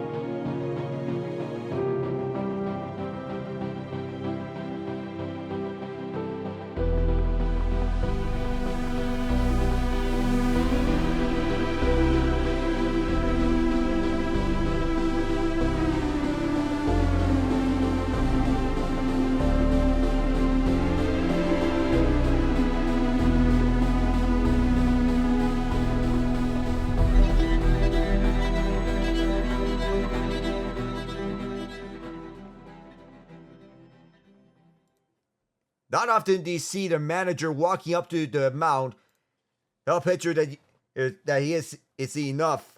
But in this case,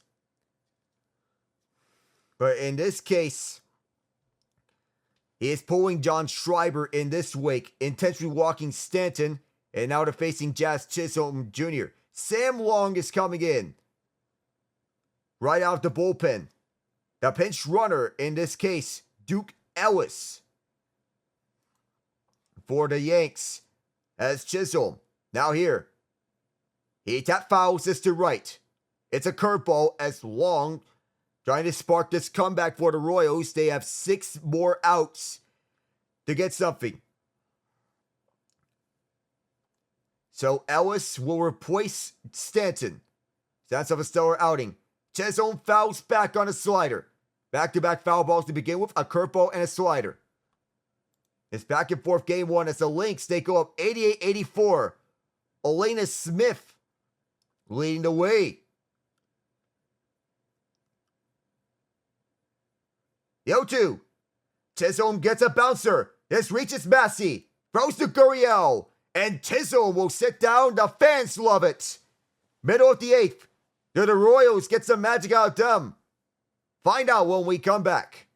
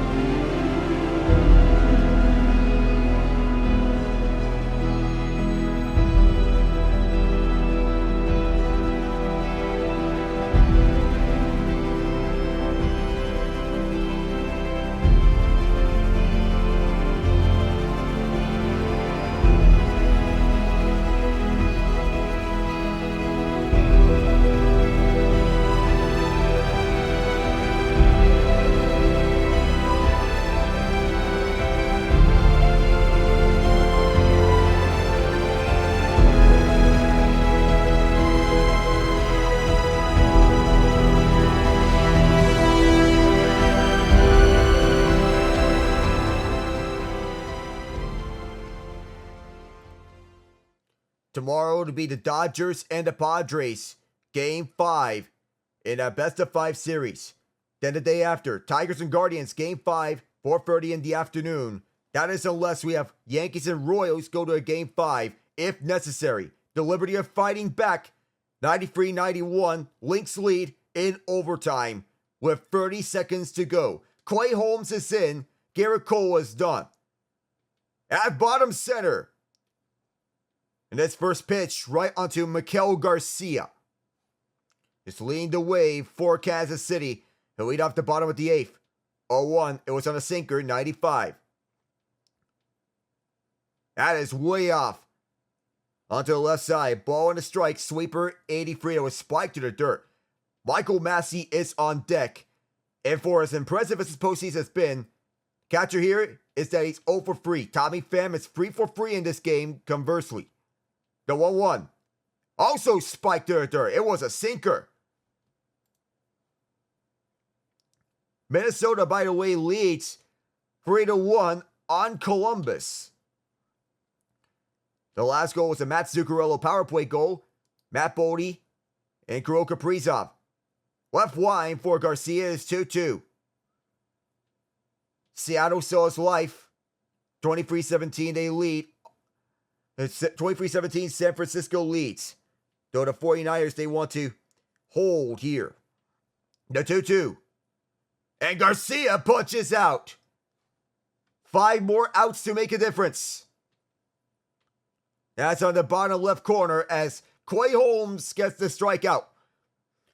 Going back to the top of the order. Waka pulled after 4 2/3 innings. And that last pitch was on a fastball at 98 onto the bottom left side, which was a sinker. First pitch at the center side, sinker 97. For Massey. And we're tied at Brooklyn, 93-0 OT. Massey into a double play in his last at-bat, the 0-1. Wow, that looked to be a strike, but it's at the top left corner. Ball 1 is called. Wow. That didn't look like a ball. Luke Weaver is warming up for the save. This is line to left field. Verdugo steps up and he's there. 2 up and 2 away. 4 more outs. Detroit makes it with Finchu again, by the way. Alex DeBrincat had a hot start to last season. He wants to keep this sustained. At the year, it's a power play goal for the Cat. Eric Gustafson and Lucas Raymond the assists. Halfway in the 3rd period. 8 pitches for Holmes. He is the setup man for Weaver. First pitch for Witt. Top center. 87 on the slider. 0-1 count just like that. 1 for 3 with a base hit and a run. Though he's been struggling this postseason outside that. Yankees out-hitting the Royals 8-6. Wood grounds one to short. Volpe picks it up. And the Royals have 3 outs left on their season. We end the 8th. So the Yankees leading 3-1 headed to the 9th.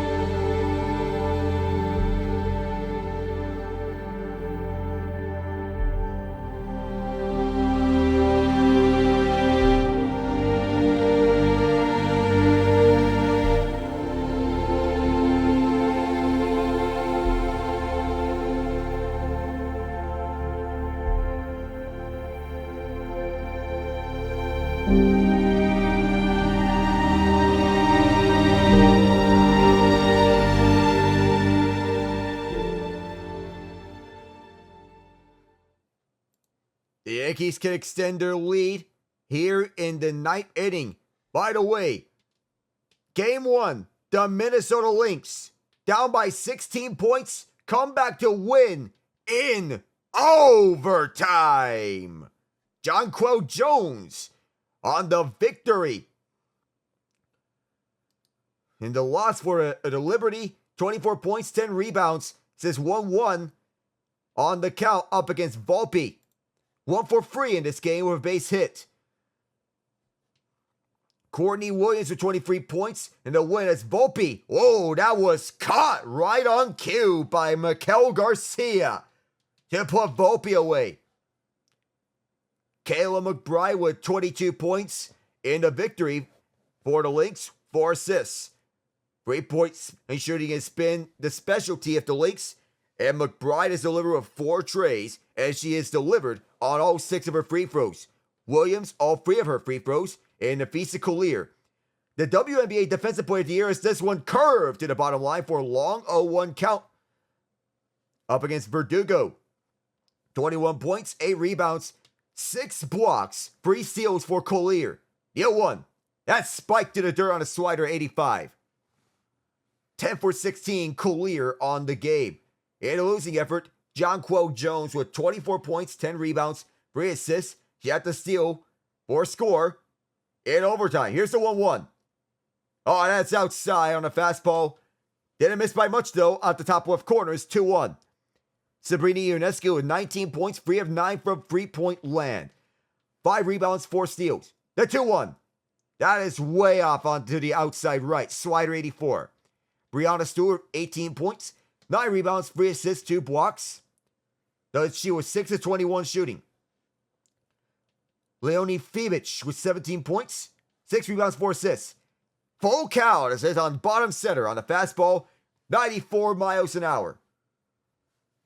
New York with 10 bench points. Minnesota with 15. Natisha Heidman with 10 points, 3 rebounds, 2 assists. Long. Payoff pitch. This is a floater. And right into the direction of Bobby Wood Jr. 2 up and 2 away. Kansas City's on their feet. As Long wants to deliver the final out at the top of the 9th inning. On the recent scores, Penguins 6-3. As the most recent goal came from Kevin Hayes, his first as a Penguin. He's played on both sides of Pennsylvania. John Birdie, first pitch.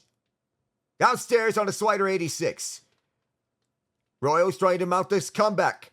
Luke Weaver's trying to get the save. The Blue Jackets within 1 thanks to Zach Werenski.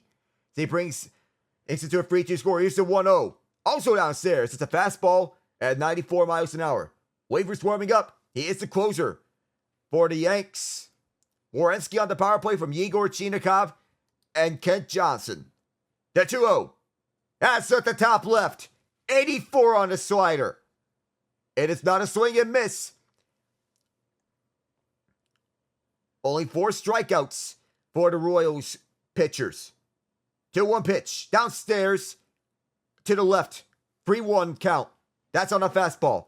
Garrett Cole, in comparison, has 4 strikeouts. Royals pitchers, on the other hand, 4 combined. 2 from Waka, 1 from Zerpa, 1 from Schreiber. The 3-1. That's his foul to left. It's a full count. Fans on their feet, and they're banging the drums.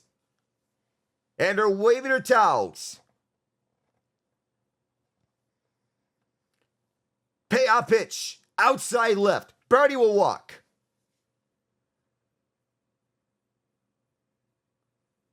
Go back to the top of the order.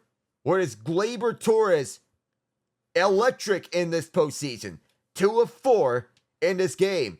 Giancarlo Stanton, 2 of 3. They've been the 2 best batters in the game for the Yanks. Bronx Bombers have been so good thus far this postseason. Would it be Torres as bottom center on the curveball? So Torres and Stanton have stood out And John Birdie in limited usage. Time called here. It's an 0-1 count. They're rolling the dice. This is the 5th plate appearance for Gleyber Torres. Will play second base for the Bronx Bombers. So far, this type of performance may not be sustainable. Here's the 0-1. A bouncer foul back. Sam Long has reached 20 pitches. 0-2. Fans clapping here, anticipating that this will be the last out of the top of the 9th inning. Torres a run, an RBI, and a strikeout. The 0-2. Upstairs, 95 on the fastball. One more shot.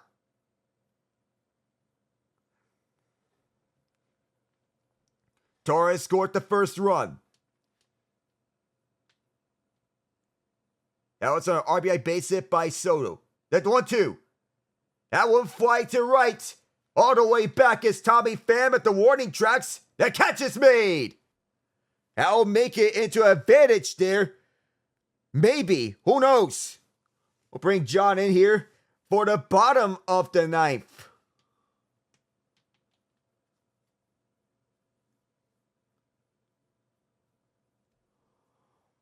Pasquantino, Perez, and Gurriel. 3 more chances for the Royals. How are we doing, John? I am doing well, my friend. Right now, I can say congratulations to your Pittsburgh Penguins because they're slapping around the Red Wings. I know Game 5 is coming for the Tigers. I'm just trying to finish up my assignment. I figured I would join you for these potential final 3 outs. Hey, so with the Yankees up 3-1, you figured that many are saying that this could be a coast, but this is no coast for the Yankees. It's been tight scoring games, and the method of which the Yankees have won has been rather uncomfortable for them. It was a 1-run game in Game 1, 2-run loss in Game 2, 1-run win in Game 3 for the Yanks. They had to be in these tight situations. You think it's sort of a repetitive refrain in this series. This series might not be the most thrilling, but tight baseball may be what is needed in postseason play. That's what happens when you play in the NHL, Major League Baseball, NBA, right? You get in those tight postseason games in the playoffs. That's what we're seeing right now. Kansas City's got really good pitching. And even with the Yankees' fearsome hitters you talk about, when you got Gleyber Torres and Soto and Judge and the like, it makes things really difficult. Kansas City is going to give this their best effort. We got to see who they got due up in the 9th. They'll lead off with Vinny Pasquantino. Then they'll go to Salvador Perez and Yuli Gurriel. Those are the first 3 batters up for KC. The Yankees, my main concern with them is their bullpen, but so far it's not been a concern for them. Luke Weaver is their listed closer, but they don't have a listed closer on their roster on the Wikipedia side. We'll have to check who they have listed as their true closer, but I think Weaver may be the best man for the job. As Holmes, he lost the closer spot in the middle of the regular season after he had 13 blown saves. And yeah, you would think, I agree with you on that. At least I'm looking at the line there for Garrett Cole, 7, 6 hits and only 1 earned run. And pretty much they got the best starting that they could have asked for him. You know, I'm proud of him, seeing that he's the former Pittsburgh Pirate on the Yanks. If you go 7 innings, that's no small feat to have. That's an impressive resume to add to that. Even though you allowed those 6 hits, the Royal style play involves legs, involves speed. That's what they mostly utilize, and this may not be an exception to it. Low scoring, and it's going to be ugly, but that's the Royal style. Yeah, it seems like it could fall in line. Again, as you talk about in the meat of the order, it's a good opportunity for Kansas City. They'll at least try to score a couple runs to extend it. Again, they're down 2-1 in the season series. Yankees, if they win this one, they are waiting in the winter on Saturday between Cleveland and Detroit. That is going to be my next call after a much-needed day off, but we'll see what we get here in the final 3 outs. You get set to take it away. Luke Weaver is going to try to get the job done. The first pitch is a foul ball. It came on a fastball to the right side. No earned runs by the Yankees relievers this postseason, and for all the concerns that we have of them, turns out so far they're cooling off that narrative that it is the weakest link to the team. Who knows when that's going to show up, as there's a swing and a miss on a changeup. That's the favorite pitch of Trevor Hoffman. Yeah, I think you're a pitch ahead of me, so I don't want to step up on you right now, but this is big for Weaver to close it out. Pasquantino, who came back a week in advance from that broken thumb as he faced the 0-2. Oh, he went low. That pitch was way too low. A ball he should not have gone at, and he will sit down. You know, for Pasquantino, he's nursing a little bit of an injury. They have to rush him back in there because essentially, right, the Royals lost about 110, 115 RBI, put him in the middle of the order. He's got one today, but now it's going to be Salvador Perez and Yuli. Yeah, Perez, who is the last member of the 2015 World Series winning team. He could be a spark of hope for the Royals. He is their captain. And if there's anyone that can lead the way for this young Royals team, it is definitely him. So he's getting set for the first pitch from Weaver. Delivered, it's foul back, 97 fastball.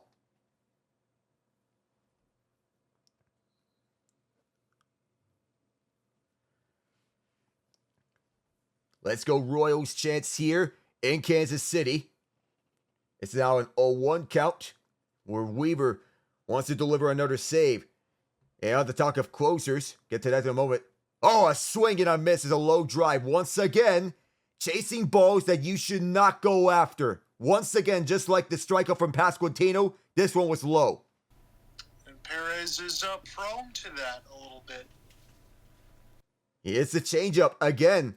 Weaver's using that as his favorite pitch. Fastball changeup mix is a two pitch combo for him.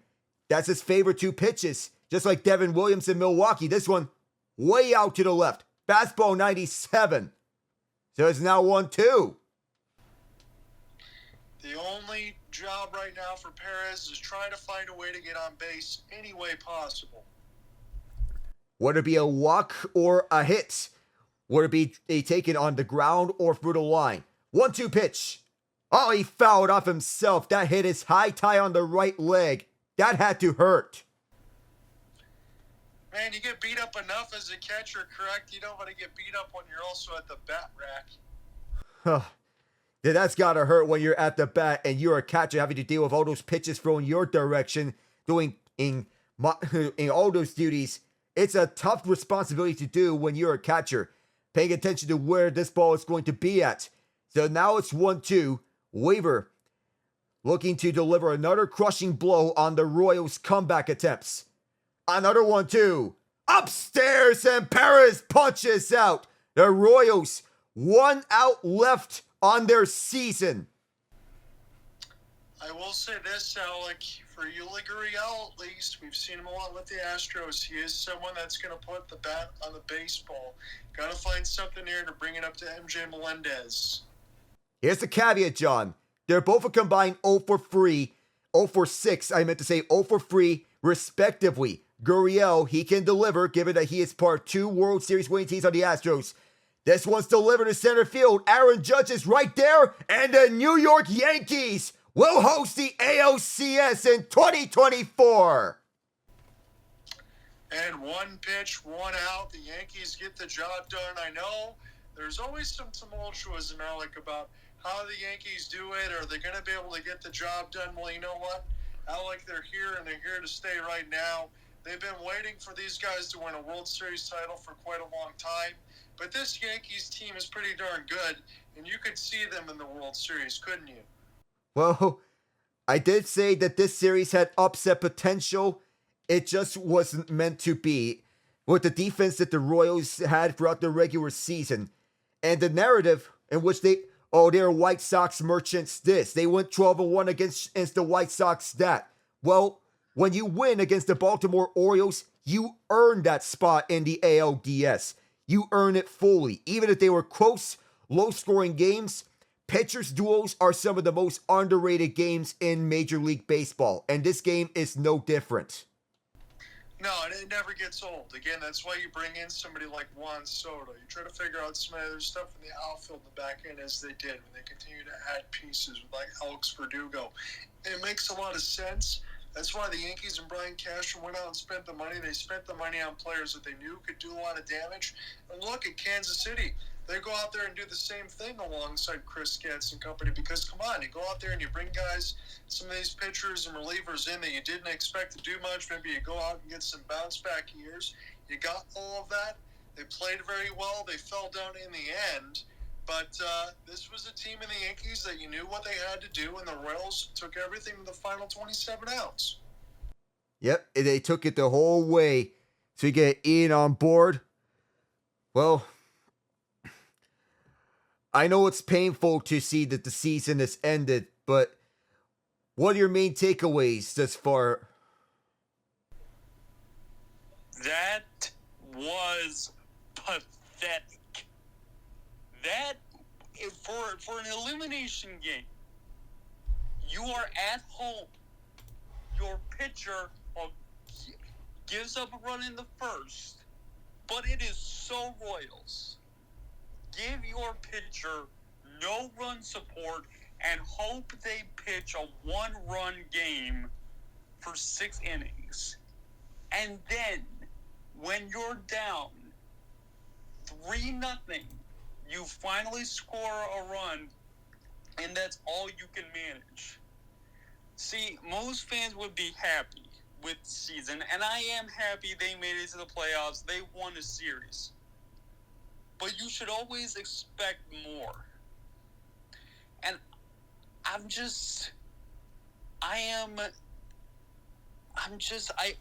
not satisfied because these last 2 games, they showed no patience. There were 1 pitch outs. There were 2 pitch outs. I wanted more. I needed to see more. And the reason I'm so angry, fellas, it's because we've all seen how the landscape of the playoffs can change outside of a few usual suspects, right? Neither the Rangers nor the Diamondbacks made it back to the playoffs this season, and they were in the World Series. If you're the Royals, you don't get many shots, and you need to make them count. Look, I may sound ungrateful. Believe me, I'm happy with the effort, but I needed more. Ian, I'm glad that you shared those very real and raw thoughts because I think and I can say this about the Tigers going into Game 5, if their season ends on Saturday, I think I could share a lot of the same sentiments that you do. And the expectation is, after what the Royals did today, that they're going to have to do a lot more going into next year. And sometimes that can be hard to do because I know that you said this too. With a lot of the guys that they brought in, some of those guys worked above as advertised, and you get some good seasons. Sometimes it doesn't end the way you want to, but I can understand a lot of those thoughts, and I think a lot of us are going to expect more. Oh, everybody's going to expect a lot more of AL Central after this year. Yeah, and look, there's one guy I'm going to put on blast, and I am not going to hold back. Michael Garcia, to start the bottom of the 8th, you strike out, and you don't even swing the bat, you are out on called strikes. This is an elimination game. This is your season. Swing the bat.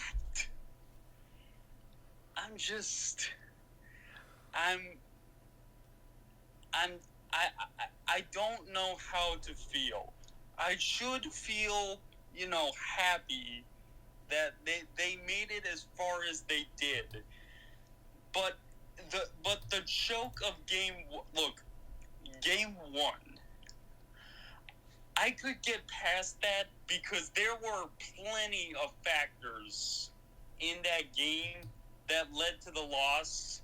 And it wasn't because the offense was quiet. They scored 5 runs. Truth be told, they probably should have won, but I digress.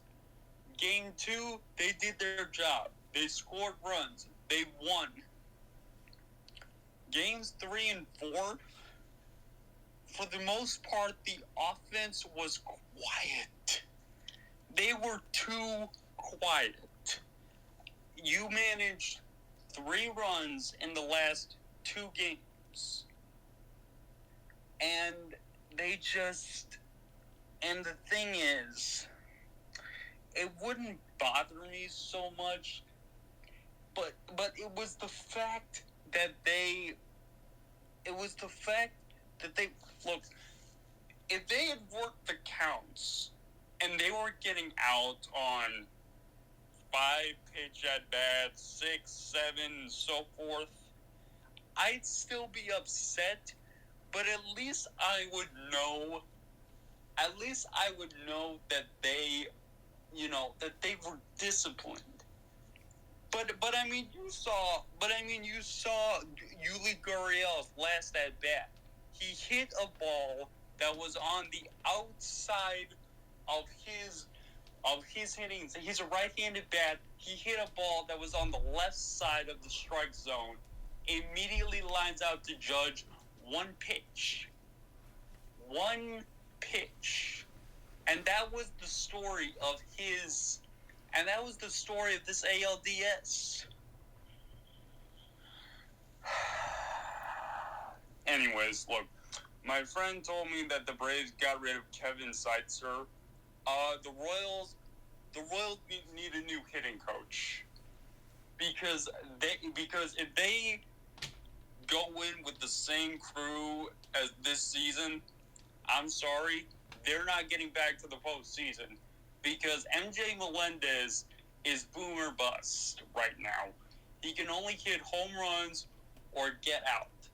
He barely hits for contact, and it showed this postseason. And you know what?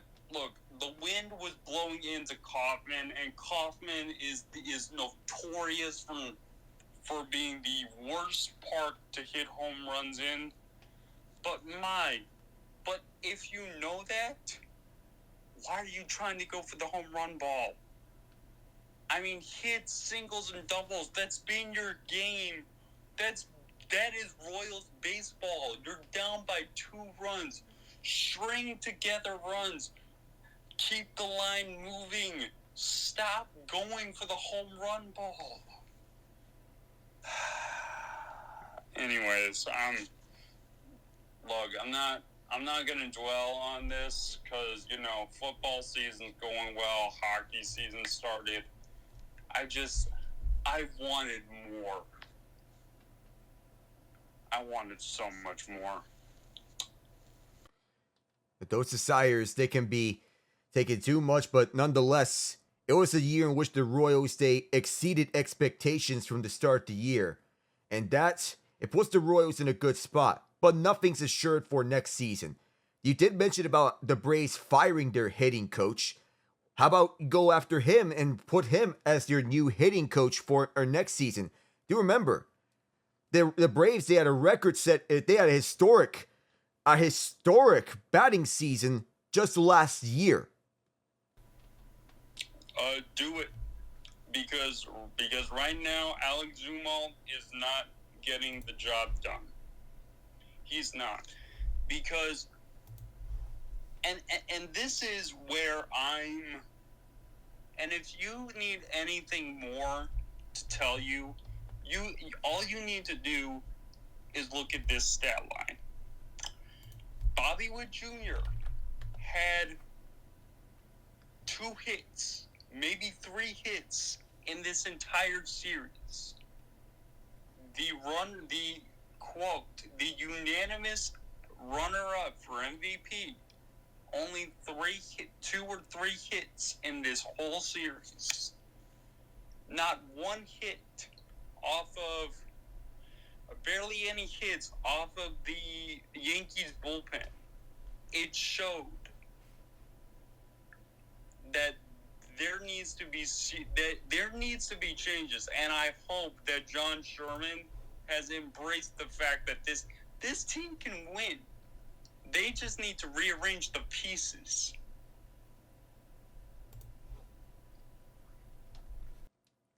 Well, if you're there. So, Alec, as again, I don't want to shift the focus away from me, and I know that I'm going to be jumping out here in a moment. Are you planning on doing any casts on Saturday? I may be joining you for the Guardians and Tigers. I don't have anything planned for Saturday. For tomorrow, it will be Game 5, Padres and Dodgers as planned. We do have confirmed a confirmation that will be Yu Darvish in the mound for San Diego. Dave Roberts has not decided on a pitcher. Would it be Yoshinobu Yamamoto, Jack Flaherty, or a bullpen game? It's strange to say, but both bullpens have actually outplayed every starters except for Yu Darvish in this series. It's weird to see. So if that gets late and I'm around, I'll probably join you for that one, but I will be steadfasting on Saturday. I do need a little bit of a break. I hope you have a really good cast tomorrow. Ian, I share my deepest sympathies with you because you know what? Even with Tarek Skubal on the mound on Saturday, it would not shock me if the Cleveland Guardians continue to be clutch as they were today. They took a big run in the first. Got them an extra run with Stephen Kwan in that 90 feet. And then the ninth, David Fry, already after getting a 2-run home run. It gets the sacrifice pinch hit because they bring in Jackson Jobe, who still needs seasoning. Big extra run, that's enough. Supersized fries, that's what we had today here for the Guardians. So I will see you on Saturday. See you then, John. All right, gentlemen. I'm gonna head off and hopefully watch the Blues beat the Sharks. It'll make me feel better. Hey. Well, hope you feel better by then. Yes, sir. Hey. And for everyone who tuned into this match, thank you for tuning in along. See you then tomorrow for Padres and Dodgers Game 5. Talk to you soon. Good night, everyone.